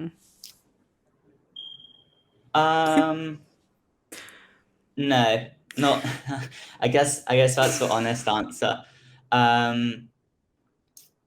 I think also similar to seagrass, mushrooms are incredibly cool, but they serve very different kind of ecosystem roles for their environments. So seagrass is incredibly productive, storing a lot of carbon. As Ben said in the video, in the healthiest environments, it's being quoted about 35 times that of tropical rainforests. The figure, again, that's not the case for everywhere. That's in its kind of healthiest state, but in general, we know seagrass to be a very, very productive ecosystem. Whereas I guess fungi, they aren't. And again, fungi is a completely different kind of biological lineage to seagrass and other plants. So they share some similarities, but they're not really the same. Okay, one question for me. You talk about the animals that are living on seagrass, and I see in the video I'm putting on my screen on the stream, and we have these big marine animals, the sea cows. I had known nothing about them, but they are in Southeast Asia. Yeah. So can you tell me something about them? Can be referred to as sea cows. So the one in the video is a dugong. They're part of the family called Sirenidae, which I guess in kind of classic film culture is mermaids. So we have mermaids. Yes. So beautiful. They're in Southeast Asia. They're also in East Africa. So in general, they're Indo-Pacific. And there's 3 species kind of in the classification. So there's also manatees, which are most commonly seen in Florida, but the Caribbean in general. And they both have kind of exactly the same role within the environment. So they're grazing on the seagrass and also on the root and rhizome system under the sediment. So each day they eat about 28 kilos of seagrass. You can see it within the seagrass meadow because they're taking out the rhizomes. It's not kind of like just cutting your grass, it's taking the whole plant system out. And so there's a very weirdly shaped line. Really, it can can go wherever the dugong decides to go, through the seagrass meadow, kind of swiggling about. So you can see where they've been. They're incredibly important to the ecosystem. So they basically keep the health of the seagrass in check by eating a certain amount of species. So to generalize it, they eat kind of the smaller species that have a lot of starch and not a lot of fiber. So I think it has been made in the stream. There's one from the genus is Halophila. So it's a very small plant, usually just in total 2 or 3 centimeters high. It can be bigger, and that's kind of its preferred species. The population of them is really, really low. It's depending on each country, it's between about 100 and 250 individuals in all 5 of the countries that we're working in. And it's part of the project that we're working on, has dugong assessments. It's a very charismatic animal and holds a lot of cultural importance, particularly in some specific areas of Malaysia and Thailand. But there has been history of basically of fishing and consumption of the dugong, which is why its population is so low now. But actually, in recent years, with a lot of the studies on dugongs and with seagrass, which is such a critical habitat to them, in some of those places, the population is recovering, which is really good. We've been lucky enough to see 1 dugong during this time, which is incredibly cool, given how few they are. But it tends to be one of the most charismatic animals when talking about seagrass in Southeast Asia, is the dugong. And then there are other grades. So this is a marine mammal, but it's not like a whale. I read somewhere that this is more related to elephants than whales. Is that true? So I think it was a recent news article, actually, just a week or 2 old, the one that you refer to. So it's a marine mammal, but it's like its own lineage to whales and dolphins and porpoises and so on. So it shares some kind of similar features, but it breathes through its head. There's no blowhole like a whale or a dolphin. It comes up and breathes kind of through its snout. And I guess a lot of marine mammals, they are similar. So again, it will share a lot of similarities. The dugong's tail is quite similar to a whale shape, whereas a manatee's tail is not really similar to it at all. So a dugong's tail is kind of it's a bit wider and I guess pointier on both sides, whereas a manatee is almost a circle, just a slightly offset oval, I would say. But yeah, they're their own separate classification. There's just 3 species within there. The dugong and the manatee are the main ones that I talked about.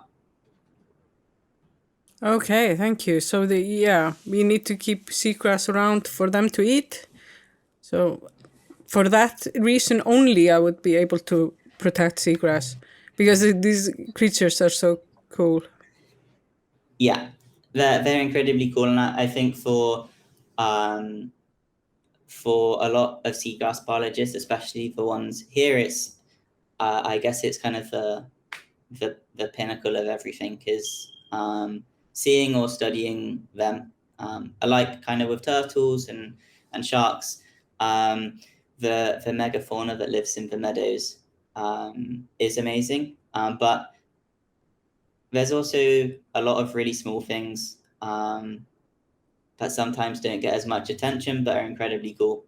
So for me, some sea slugs actually end up being one of the most interesting when working in the seagrass. Yeah. In Minecraft, the seagrass is useful when we are breeding the turtles.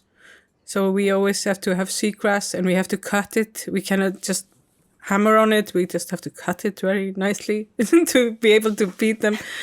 We also have pufferfish in Minecraft. Is pufferfish in this environment? Yeah. So pufferfish, you find them on the reefs. You can find them in the mangroves. You can find them in seagrass. Even in sandy areas, actually. So they're found in almost all environments here, and they're extremely cool to work with. I don't know if one pops up in a video, but usually with a video that was just on the stream with the box on the camera, they're quite active around the box, so they're usually biting it, and so we see them on the remote cameras a lot. And in general, in seagrass meadows, yeah, you do see them. You can also see where they've been by making some small generalizations. So pufferfish and also parrotfish, they have like a their teeth are fused together. So it's kind of just like a parrot's beak.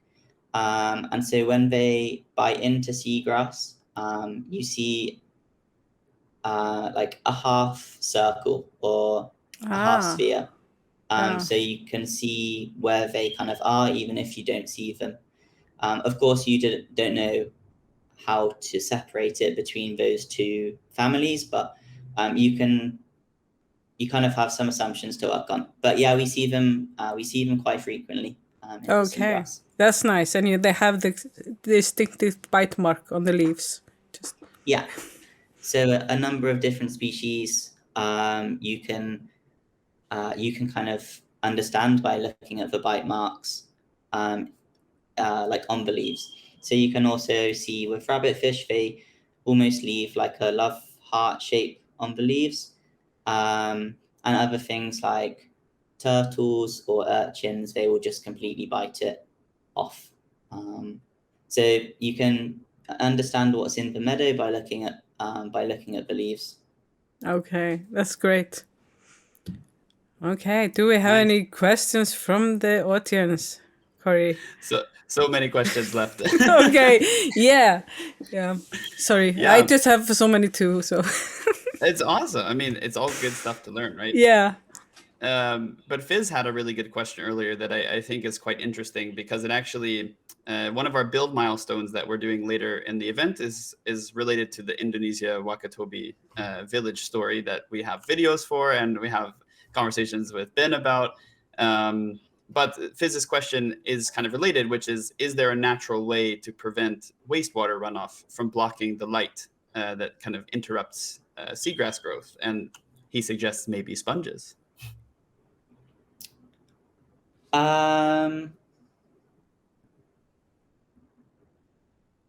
Sponges is in like the like actual sponge. So he's looking for natural ways. So okay, so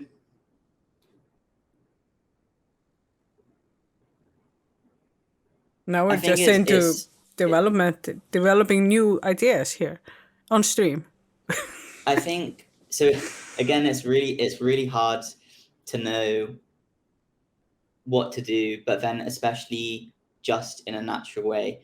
I think with a lot of these environments, there is quite a clearly defined problem with the runoff from the land. And so it feels like treating the wastewater appropriately is the kind of best option. I guess in terms of naturally stopping it, you would have to just stop the industry, which I don't think is. I mean, it isn't attainable. So, I think treating the wastewater. There are a number of ways to stop things getting from the land and into the sea. but to stop chemicals, I think, is quite hard. Actually, I guess there is that one of the best ways is to replant mangroves. So mangroves act as a barrier basically to the sea from the land, and similarly, coral reefs kind of act in the inverse way. So a barrier kind of to the land from the sea. So for instance, say typhoons or natural events, that's why they're important, or one of a plethora of reasons why they're important. So I guess from that stance, you could replant a lot of mangroves, because there has also been wide scale loss of a lot of mangroves everywhere. That would be the best approach that comes to mind, because they're very good at filtering basically all those nutrients, all those chemicals. I'm a bit unsure with sponges whether that means like marine sponges or like a sponge, like a bathroom sponge. But I think the best natural defense that we have in those areas is probably the mangroves. But realistically, there needs to be some treatment of the wastewater and stopping fertilizers coming in. So I guess in that sense, yeah, we have to do stuff, or the people that work in that industry kind of have to do stuff to prevent the chemicals and wastewater getting in. It's unlikely they would opt for planting mangroves, and probably because there are more efficient ways of treating it. But in general, yeah, better treatment of kind of waste and stopping those particles getting in is still definitely needed. So maybe it's an avenue. I know that restoration of mangroves is also really quite new, similar to seagrass. So hopefully a couple of years down the line, we see something like that kind of implemented. It would be quite cool to see. And on that sort of same trail, like in the Wakatobi story, what was it, mangroves that they replanted, or was it? I heard it was like fruit trees. Yeah, I think I would need to be honest, double check with Ben. We've been working in the Wakatobi since 2003. I think was the first time, and Project Seagrass was established in 2013. So there's a lot on that that I kind of need to understand more of.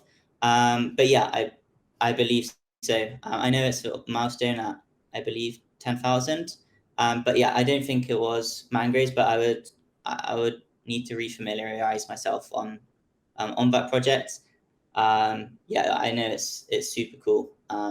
So hopefully it gets to that point and it's played and everyone is able to watch the video. Yeah, and how about this? I'll make a deal for the chat. After this segment, the video that will play before we transition into the next segment will be the video about that story. So then we'll get to learn more about it. Mm-hmm. It's a deal. You don't Yeah. have to take the deal, but I'm gonna make you take the deal because I control the stream. So sorry. Yeah. I haven't seen this video, so I'm looking forward to seeing it. Nice. We have many more questions. I don't know if we want to go through all of those. I know we have 1 more hour left in your segment, Helga. Yeah. So how are you feeling? I'm feeling okay. We can have a few more questions, but then we should go and play some mini games or build something maybe, and that sounds fantastic. Continue playing around. Yeah. Mm-hmm. Then I think we'll do maybe 2 more questions. Yeah. Let me see if I can choose some that are as applicable as possible to everyone. Yeah. Oh man, this is a good one from Retro Destroyer. Is it possible to natively grow seaweed, maybe in a personal pond? Yeah. If you see, yeah, Seagrass. you can grow seaweed. They meant seagrass. Okay.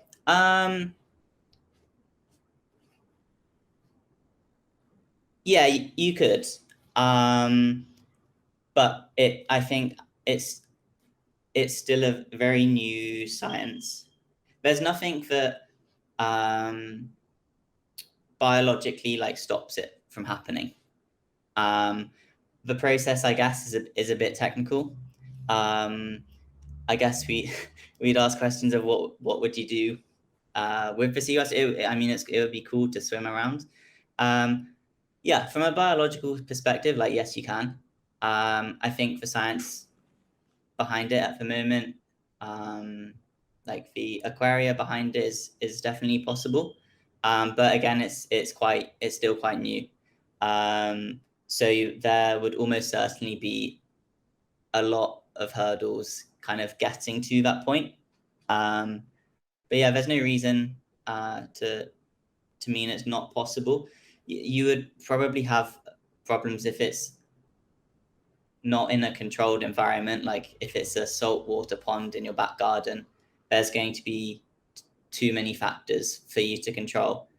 But if you made it in a more controlled kind of environment in your house, like in a tank or something, maybe, then yeah, I think so. But if you just left it outside, there's probably too many chemicals from the outside environment and kind of just from the air we breathe and so on.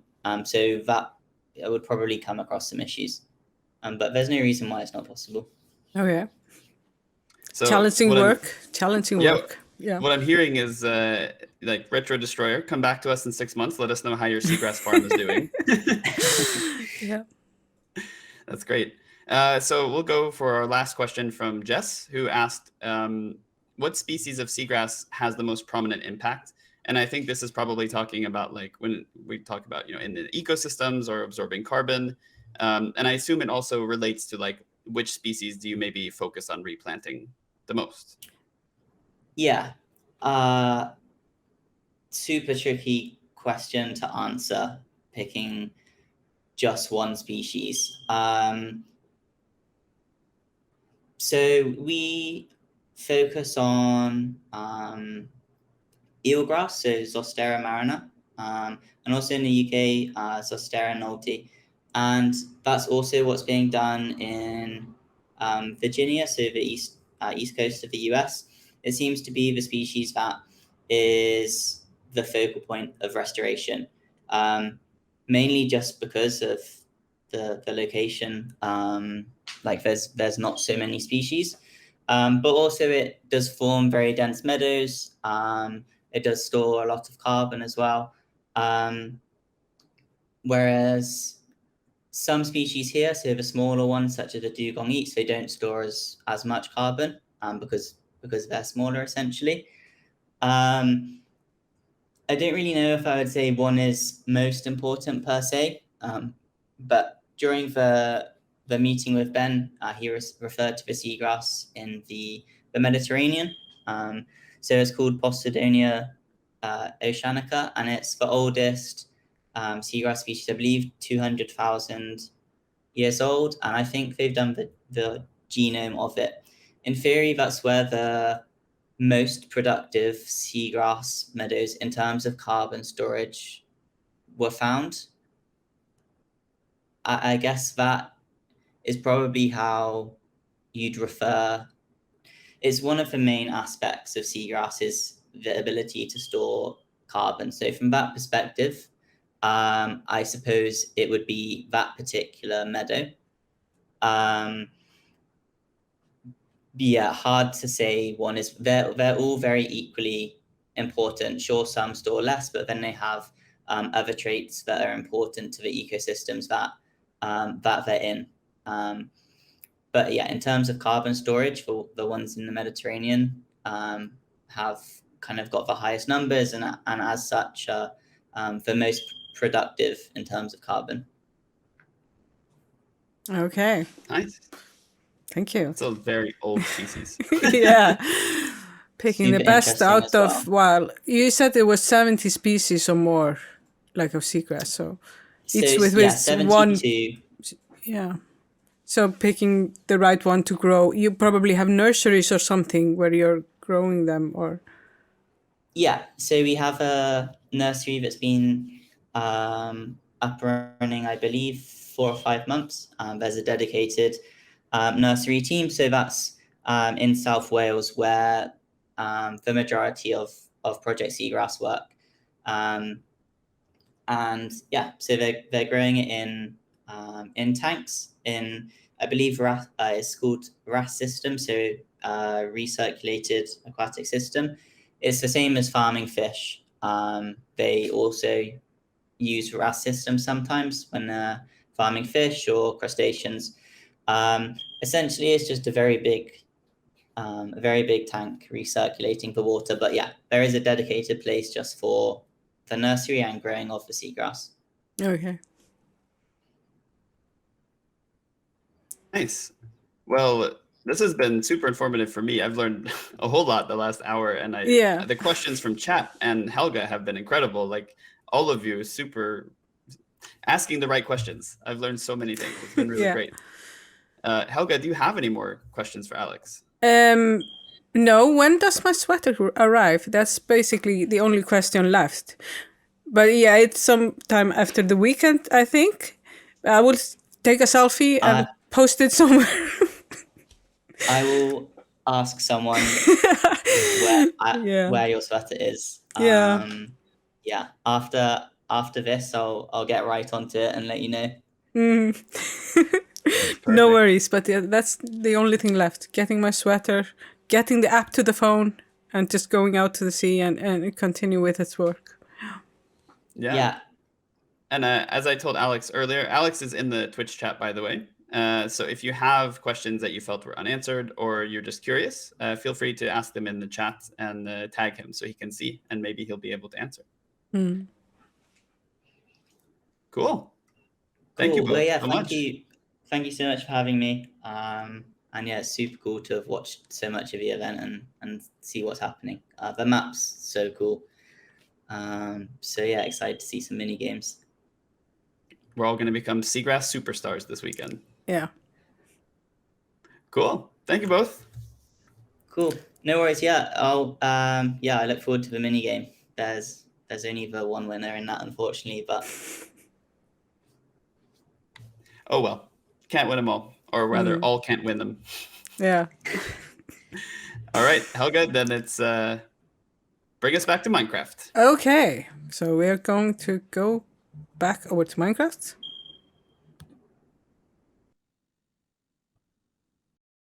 Leave the call, and I'm back on Discord, and the server is restarting.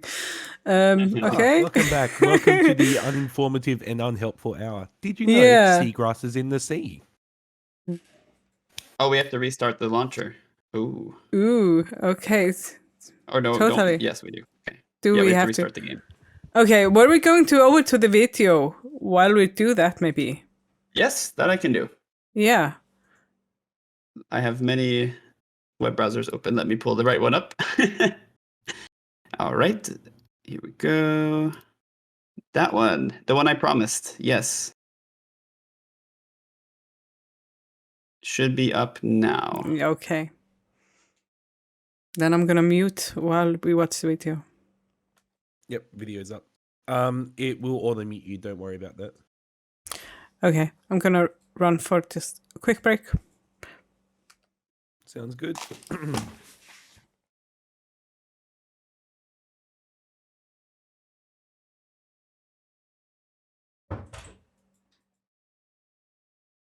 We struggled with getting back from the BRB earlier, so hopefully it'll be simpler this time. Hopefully. I want to say more highly uninformative facts. Yeah, we can do that if she's not back in time, because it's only like a 2-minute video. Oh, yeah, fair enough. Right now I'm seeing a ad for, I don't know, Call of Duty, I guess. Another game that promotes war. Yep, there it is.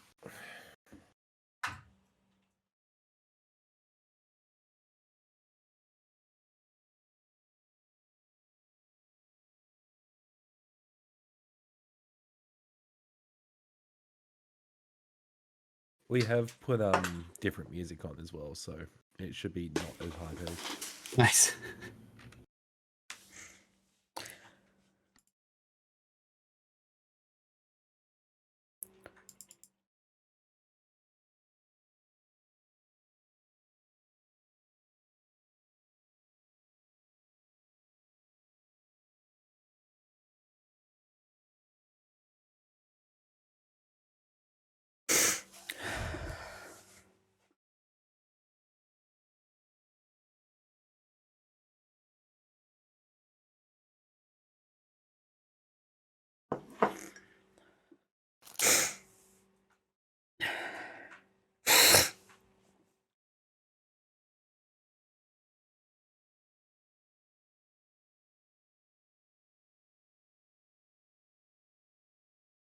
All right, let's see if we can do a smooth transition here.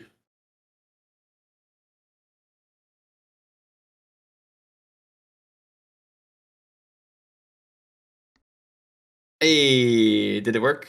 Oh wait, I gotta put the audio back. Yeah. There we And- go. My game is up now. Ah, Oh. very good. So smooth. Look at that, professional. Yeah. Okay, so this was really fun talking about this, but I'm ready for some mini games. So we have already done the Spleef and the survival thing.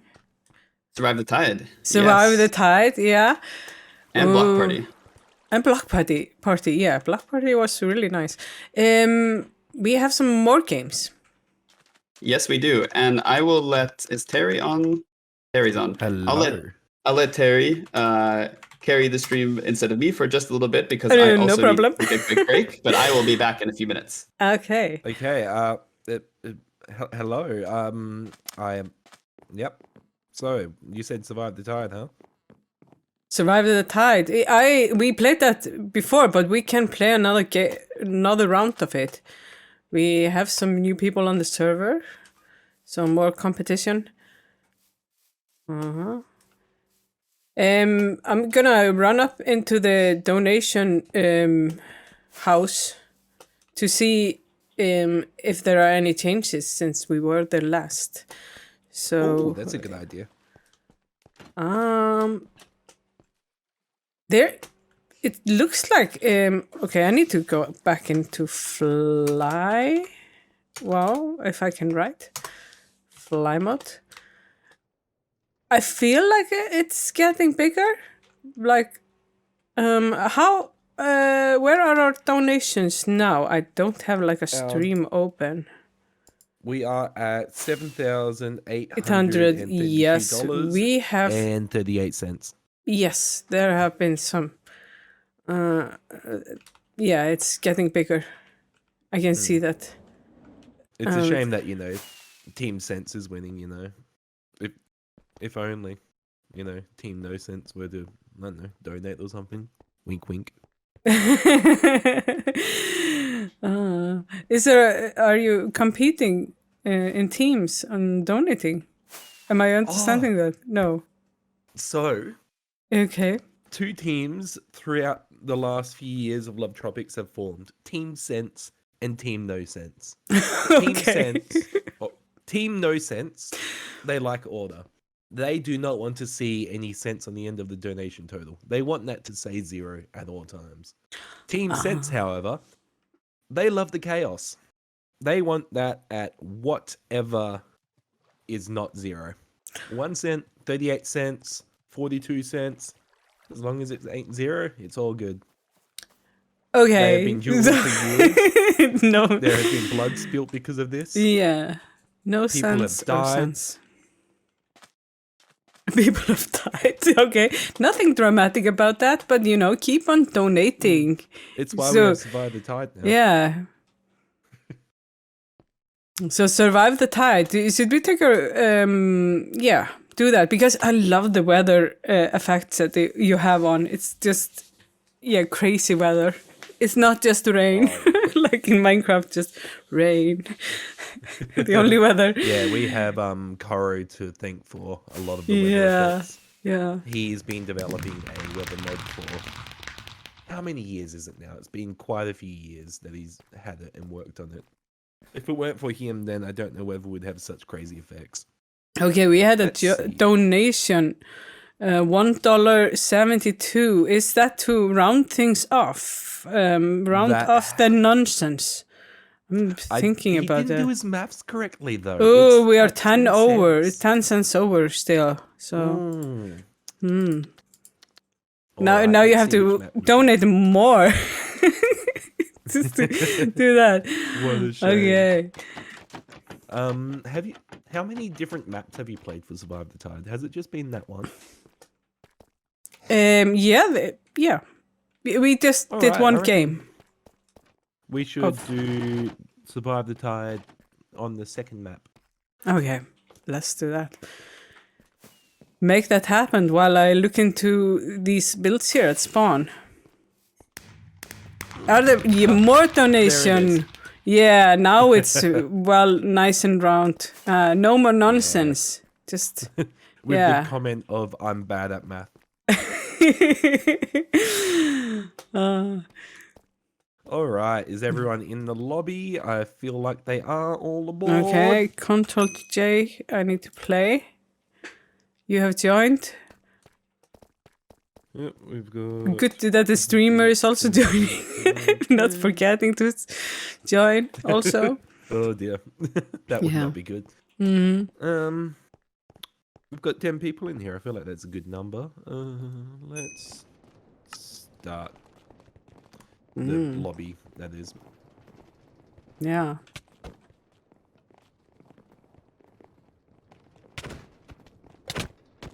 Good morning from me. Good morning. Good morning. Is there a countdown? Yeah, there's a countdown at the top of my screen. I was just noticing it. 33 seconds, something like that. So yeah, we can do some stretches just to get ready for this. up. Everybody getting ready for this. This is I'm gonna be the last one standing. Oh yeah, I'm planning to, get the best gear. Yeah. Almost knocked you on. I was just trying to knock a shot micro onto the platform. Okay, we're starting. No, we're not starting. You're currently in the lobby. The game is paused, it says. Oh, you've been teleported to your last locations. Your lobby was paused. That's not a good sign. Should we go to a different game if the map is not behaving? Well, on the bright side, it didn't crash the server, so That's a good. good. Yeah, always good not to crash the server.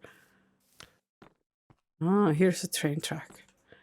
Oh, hey, Gigio. Is that?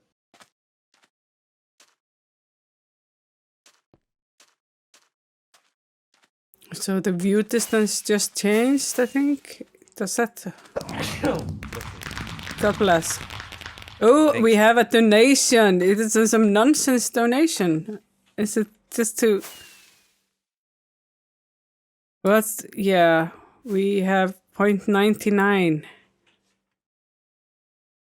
Tommy with his donation. Oh, Tom, he's one of our tech stacks. Okay. But I'm jumping around spawn here at the Love Tropics. Jumping in Minecraft is a lot of fun. I recommend it. Jumping on blocks is even more fun.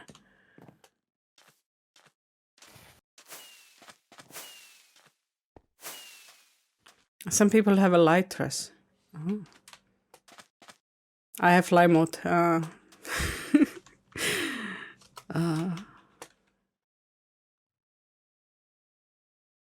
Jumping on blocks in Minecraft implies a hacked client. Yeah, not jumping on blocks. So jump.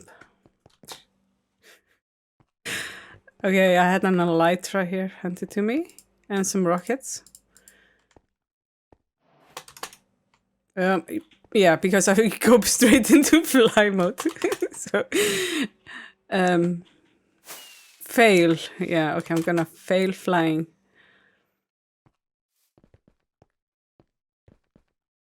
The Sun Gamers. This is a beautiful skin. Yeah, really nice. Love the color palette of it.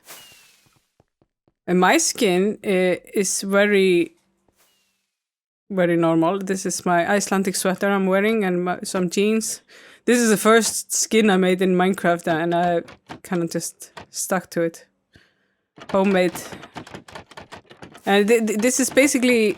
I have this clothes also in real life. So this is how I look like. You can see that also. Only big eyes. Yeah. And some more... Yep. Now we have a fashion show here. Who has the best skin? Oops. You can place those. Okay. I was going to put it on my You hat. can put it on too. Ah. Everybody's here. So, is there any news on the mini games? You just let me know. Otherwise, I will just keep jumping on blocks and going to the hot tub. Do you need help starting a game? The Survive the Tide 2 map just crashed out. Mm-hmm. But there is like, we have a mini golf here, which doesn't need to run anything, right? Where do we go to the mini golf? We go to the map, probably. The map is right behind you. We'll Up probably here. put a hold on mini games for a while. Okay, no problem. Crab golf. Never mind. So just It's punch apparently it in the map and you should be teleported straight over. So do I have to forgot how to play? Click me. Welcome. Use the putters in your inventory to will I get them when I click the first button? Yes. I have serious dedication. I know. I'm seriously dedicated to Minecraft. I'm gonna put my putters in here. No! It's no problem. We can go to the lobby. We are now in the lobby. Sorry, do you want me to cancel this? No. We will just I was go to testing this. out. Yeah, No. Greggy wants us. to Survival. quickly I was test in the whether- survival mode, PvPing somebody. Well, this isn't quite PvP mode, but you can compete at least. I mean, Yeah, it is okay. PvP, just not by punching. Yeah. I feel like a dog chasing my tail. Except my tail is Kojo in his cape. Uh-oh. Give me the cape. Give me the cape. Don't think you're that advancement. I will become the Mojang employee. Give me it. What is it with people and punching? So much anger. Yeah. You should just dance. All these people woke Minecraft. up today and chose violence in support of Seagrass. Okay. Violence in support One, of Seagrass. go. That is a climate change. It worked. This is the turtle run thing.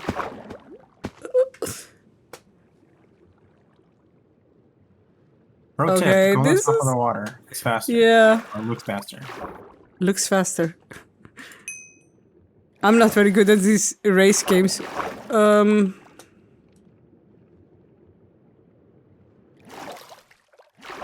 But these turtles are really cool. The map also can. I think being under the water goes faster. I'm not sure. Maybe it's the same. Dive through here. Oops. You see more of the map on top. I'm pretty sure. Is this the 2020 map that this one's based off of? This is 2021. 2021. In previous years, we've had Turtle Race based within the main map, Okay. which was quite fun when we've just generated some terrain and built through that. It's a little bit harder when we are designing the terrain from hand and we have specialized, or like special designs in that. Okay. But yeah, so this is last year's main map. No, it's just a turtle race. Wait, really? It was- Oh yeah, Yeah, it was built for the whole turtle race. that's right. Ignore me. Haha. Uh-huh. I know what happens with our event. I'm a Okay, good s- organizer. So lap 1 of 2. So we will go 2 laps in this.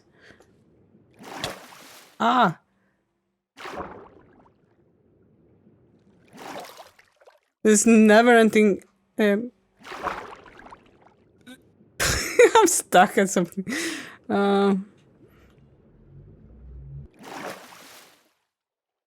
I would like to blame being in Australia for my Ah, poor performance. mangroves.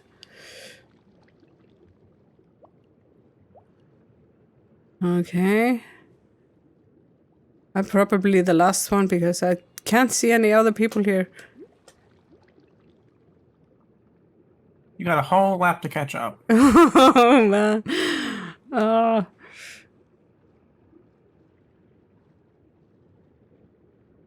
Yeah. I will never become like a pro turtle writer. The professional circuit is just insane. Yeah, maybe the turtles don't like me. Usually the first thing I do when I join a server is just make turtle farms. Yeah, that probably wouldn't help your chances. Yeah, to be honest. yeah. I think that's something like that. That's why I'm last here. But you know, you can make, because I need like a turtle helmet always. I usually have a turtle helmet in game. You don't need to harm the turtles for that because they shed their shells when they grow up. So maybe for my next farm, that will happen. I'm trying to get my turtle to go faster, so Is it working? yeah, I'm not sure. There are giant turtle eggs here, so maybe, yeah. Ah! I'm stuck in a wall. Oh my god. Okay, I got out. Well, I'm going the wrong way. Or am I?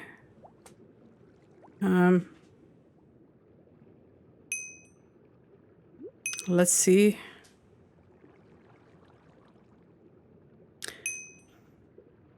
Go through here.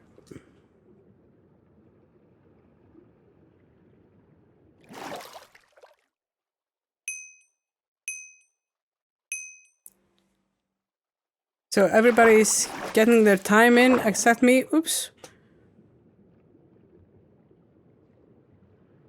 Hope I'm going the right way now. Is there a time limit for me to finish this?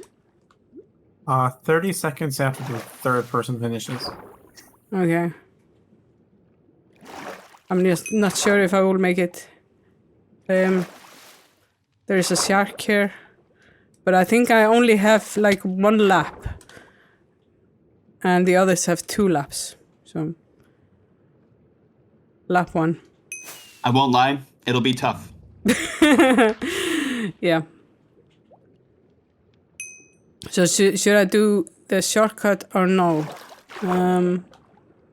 I'll probably fall on time. Yeah. Well, it's better to go right at the pipe. Okay. That's the only shortcut I know. I watched the stream last night when somebody was playing this. So I heard you talk about this shortcut. I thought it would help me today, but it didn't. I blame that I'm streaming. Not They my can screen skills. cheat you, Yeah. Of course. Of course. So I'm gonna take a right here. Oops.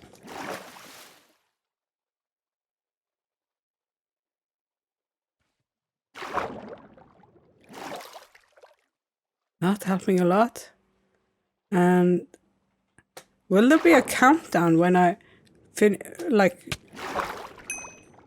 don't have more time, or it will just stop me?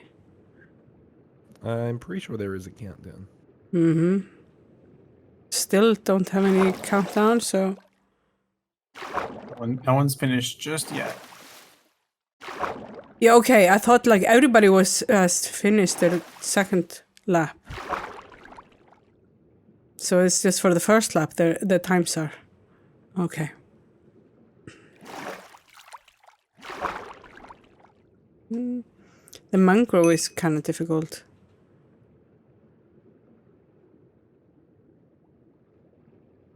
Need to concentrate going through this.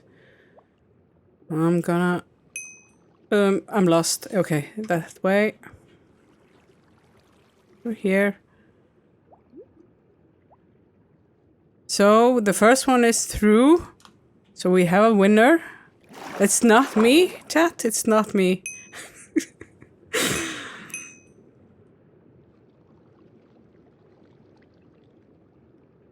I usually don't win at any mini games in Minecraft, but I love playing them still.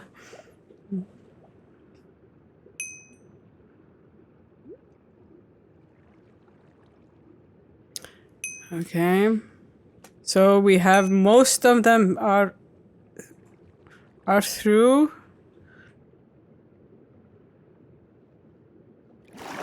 Oh! Okay. GG to the winners. Winner and well, all the others. Yeah. Invisible Invisible. Well, on the top. Oh no. Okay. I'm just invisible to myself. okay. Okay, where are we going now? We are at the golf course. And I need to... Oh, I need to go feed my cat. I'll be a minute. I need to get the golf things. Maybe we need to wait. No, you don't have to wait. Someone All you have else. to do. Oh yeah, someone took the hole. So once they're done, you can press the button and you'll be able to go. Okay.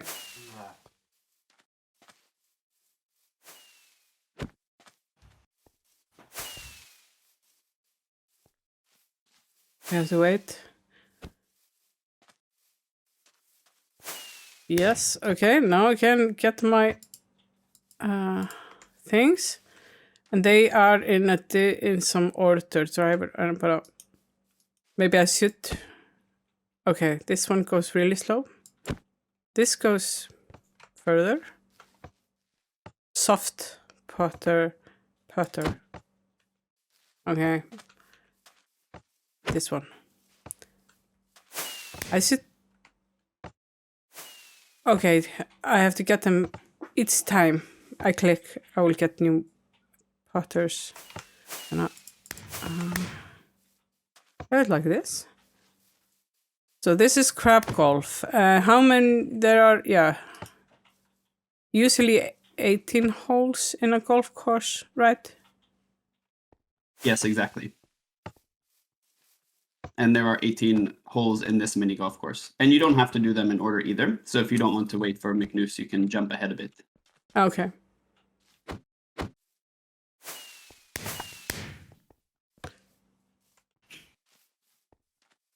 I think I...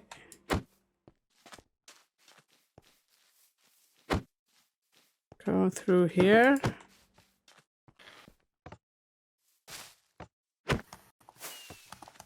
Is it more a time thing or a fewer hits? Fewer hits. Okay.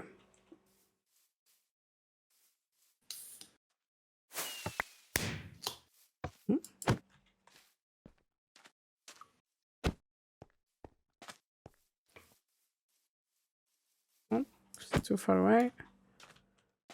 Yeah. This will not.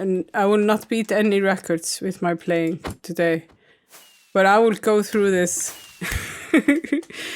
I at least get fireworks every time, and that's enough for me. That's fun. Always fun. Just waiting here. Powerful driver. Let's try that. Okay, maybe that not that powerful. Potent driver. Yay. That was kind of good. Okay, we're gonna wait for Magnus to finish.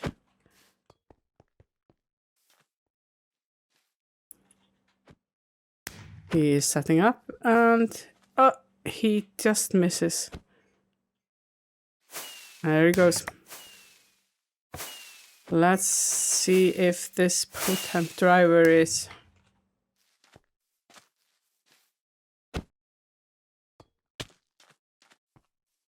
Oh, nearly. So I will probably have to do it like this. And the soft putter. Okay, that was 2. No! Go in there. It's just refusing. It's just... Yes. There we go.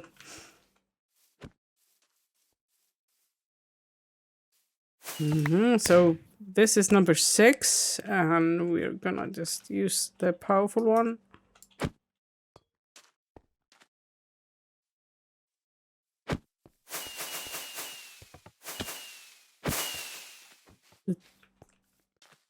I'm not sure if I will get this.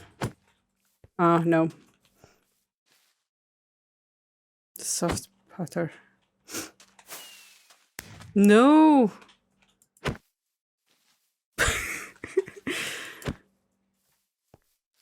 Go down.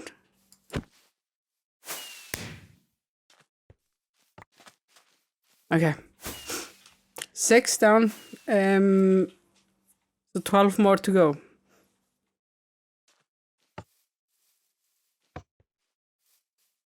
Okay, we have to wait until our turn. Did you take all my putters? Did you wanna go before me? Okay, you just go.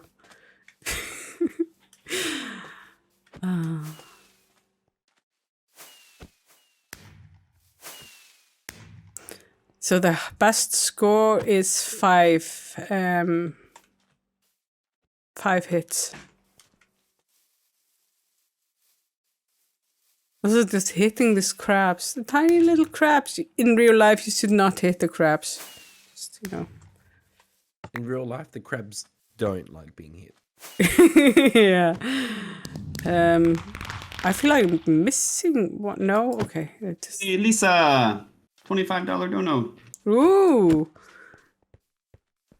This event is awesome. Love Seagrass, she says. Thank you, Lisa.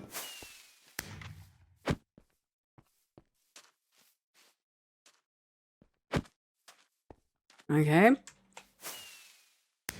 This time you're gonna go straight in. Yes. Because we have all these fireworks here at the golf course, so hard to hear when the donations come in.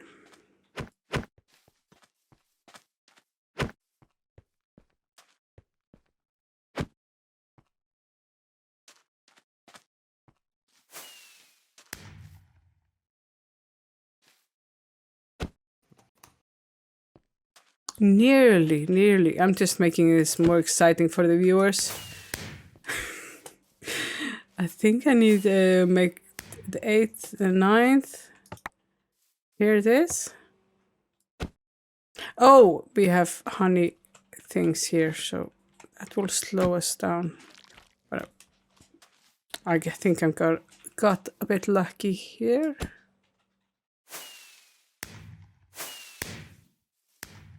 See, the best score. I got it. One location. So yeah. So 10th. I'm getting better at this.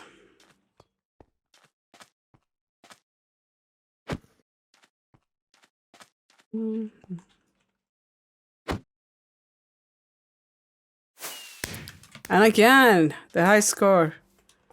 Shh. Let me get my skin.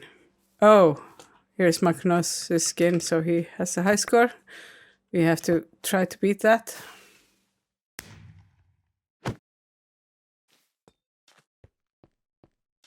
Did he get it in 2 tries? No, 3. That should be possible.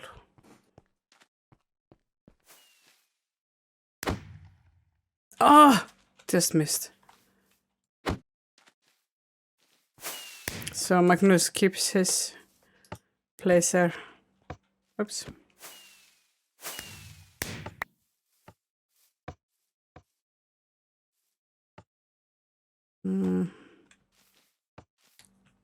Just thinking about how I should do this. Ah.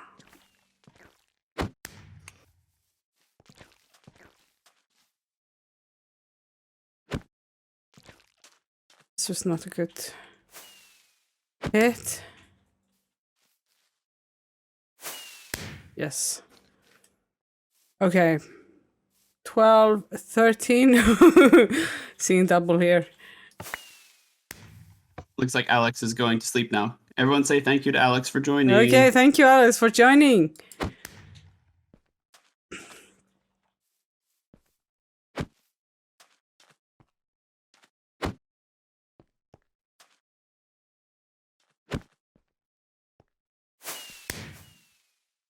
No. Didn't get it. Hmm.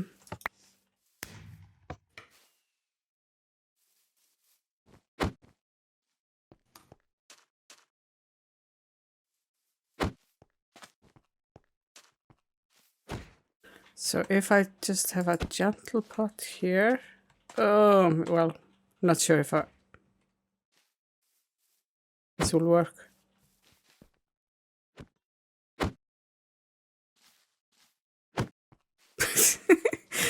This is impossible.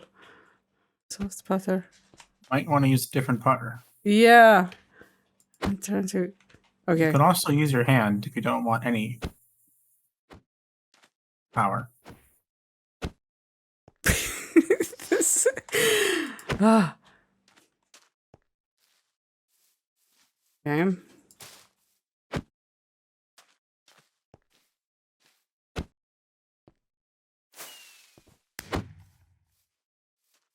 Maybe no.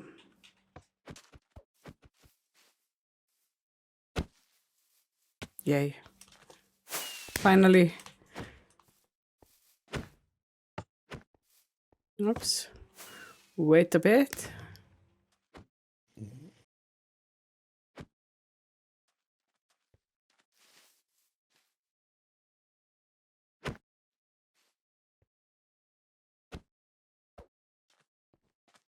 And Magnus is, yeah, he got the last one in. So then there is my turn. I think. What if I go this way? I'm not sure what happens. Oh, just went over here. Mm-hmm.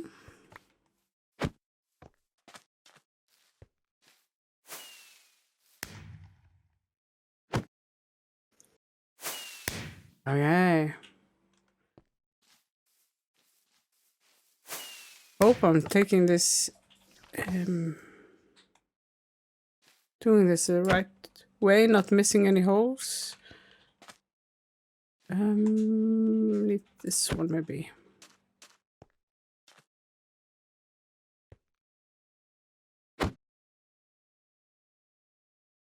No, it didn't go in. So the gentle one.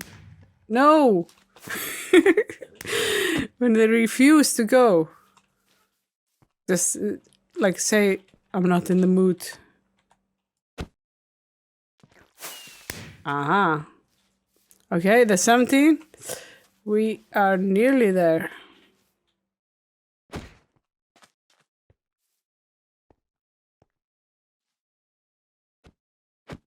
One more. And Magnus finishes. That means it's my turn. And I'm gonna see if I can bounce this one over here. And then just straight here.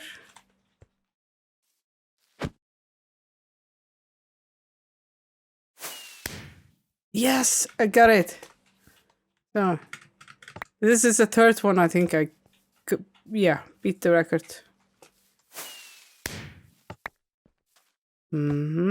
Okay, this one looks kind of hard if I'm not going to hit the honey too much. A little bit further. Yes. Was this the last one? 18. No, there's 19. No, there are only 18 holes. Me and my golf knowledge is just not existent, non-existent. Okay. There are some builds over there and then over here. I'm just going to...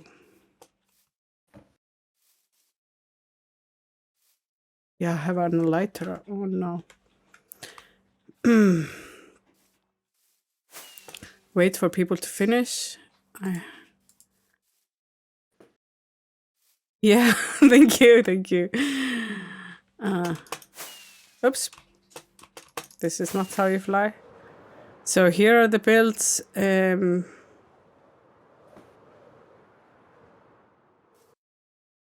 We saw in the beginning of my stream. And I want to fly around this. Oh, we have the train also there. Ah, here. We found the missing train. Is there a... Yeah, there's a house here. You can, if you wanted to take the train, you could take it from here. So, I'm gonna look at this giant tree structure because it's kind of epic and huge, and there is an elytra course here at the giant tree. But where to start? That's the...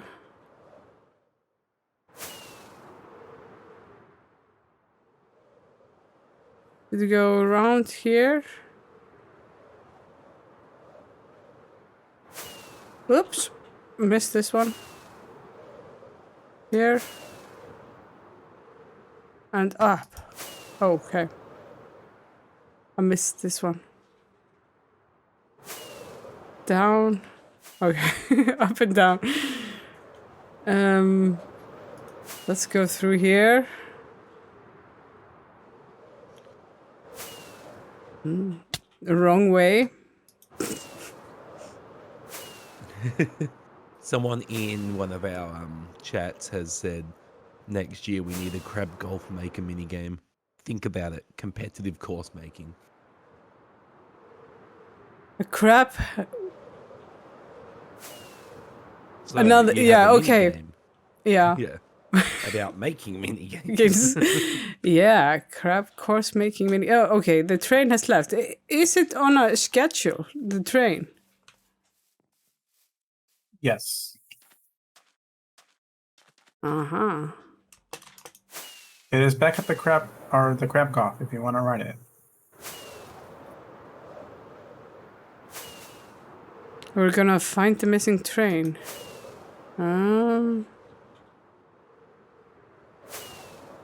Crab golf.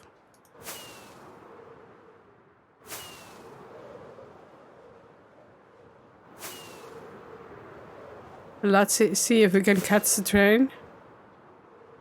Ah, here it is. The start. Yeah, I wanna try this train. Will it just move automatically? Or are there some I buttons? paused it for a minute. I'm going to let Okay. other people come on first. Anybody wanna join me in a train ride? Come on in. Enough space for everybody. Oh. Are you ready? I am ready. Titan, are you gonna sit down?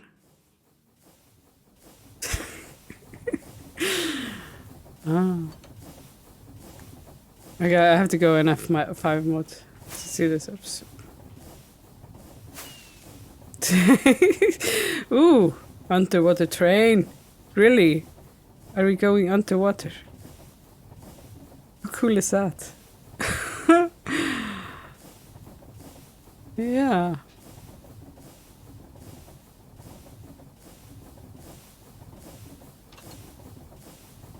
So this is a train from France to London, probably going underwater. Where will we end up?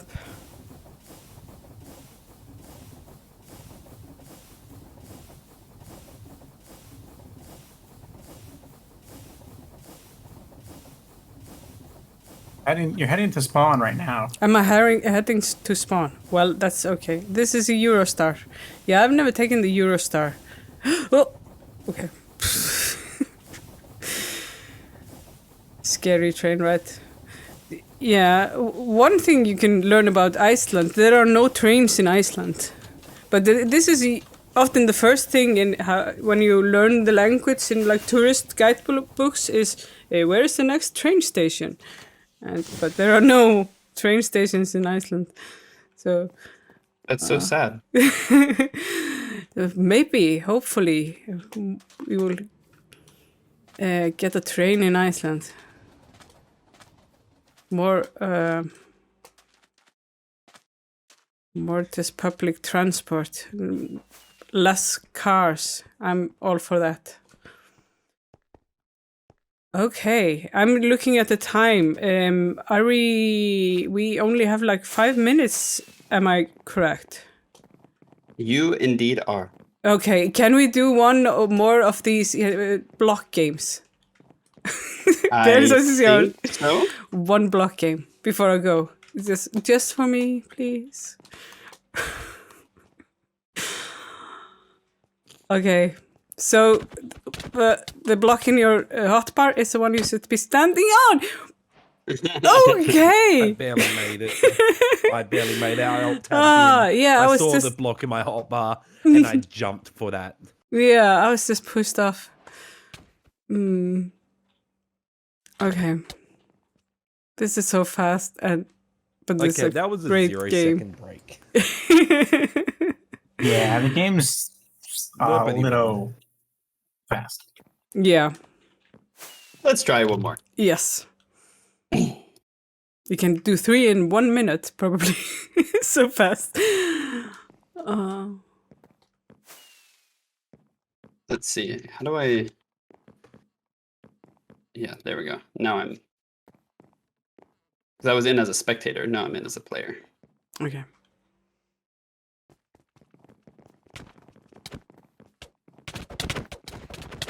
No!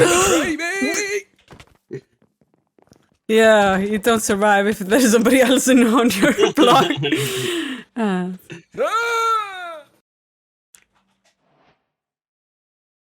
Okay, there are 5 left.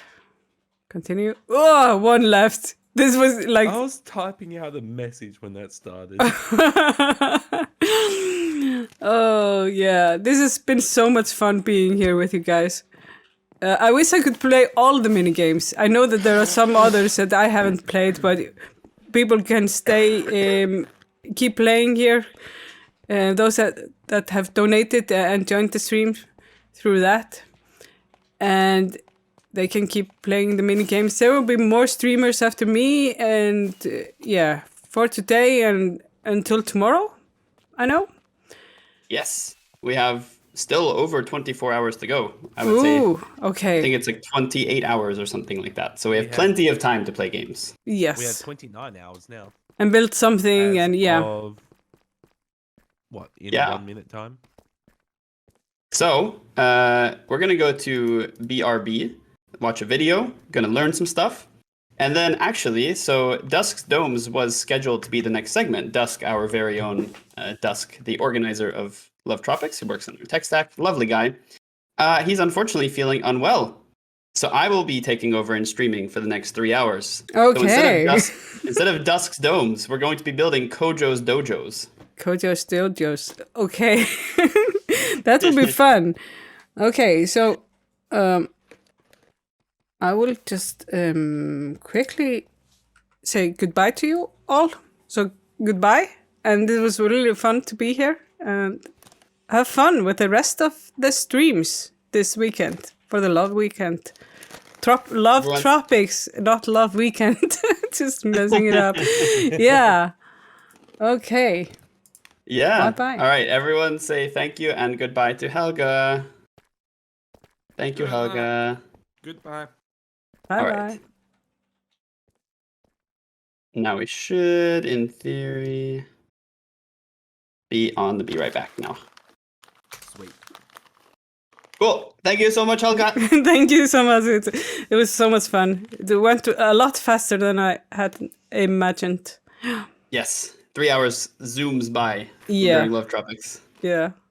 But good luck on your stream. I'm gonna head out. I'm just gonna stop streaming on my end. And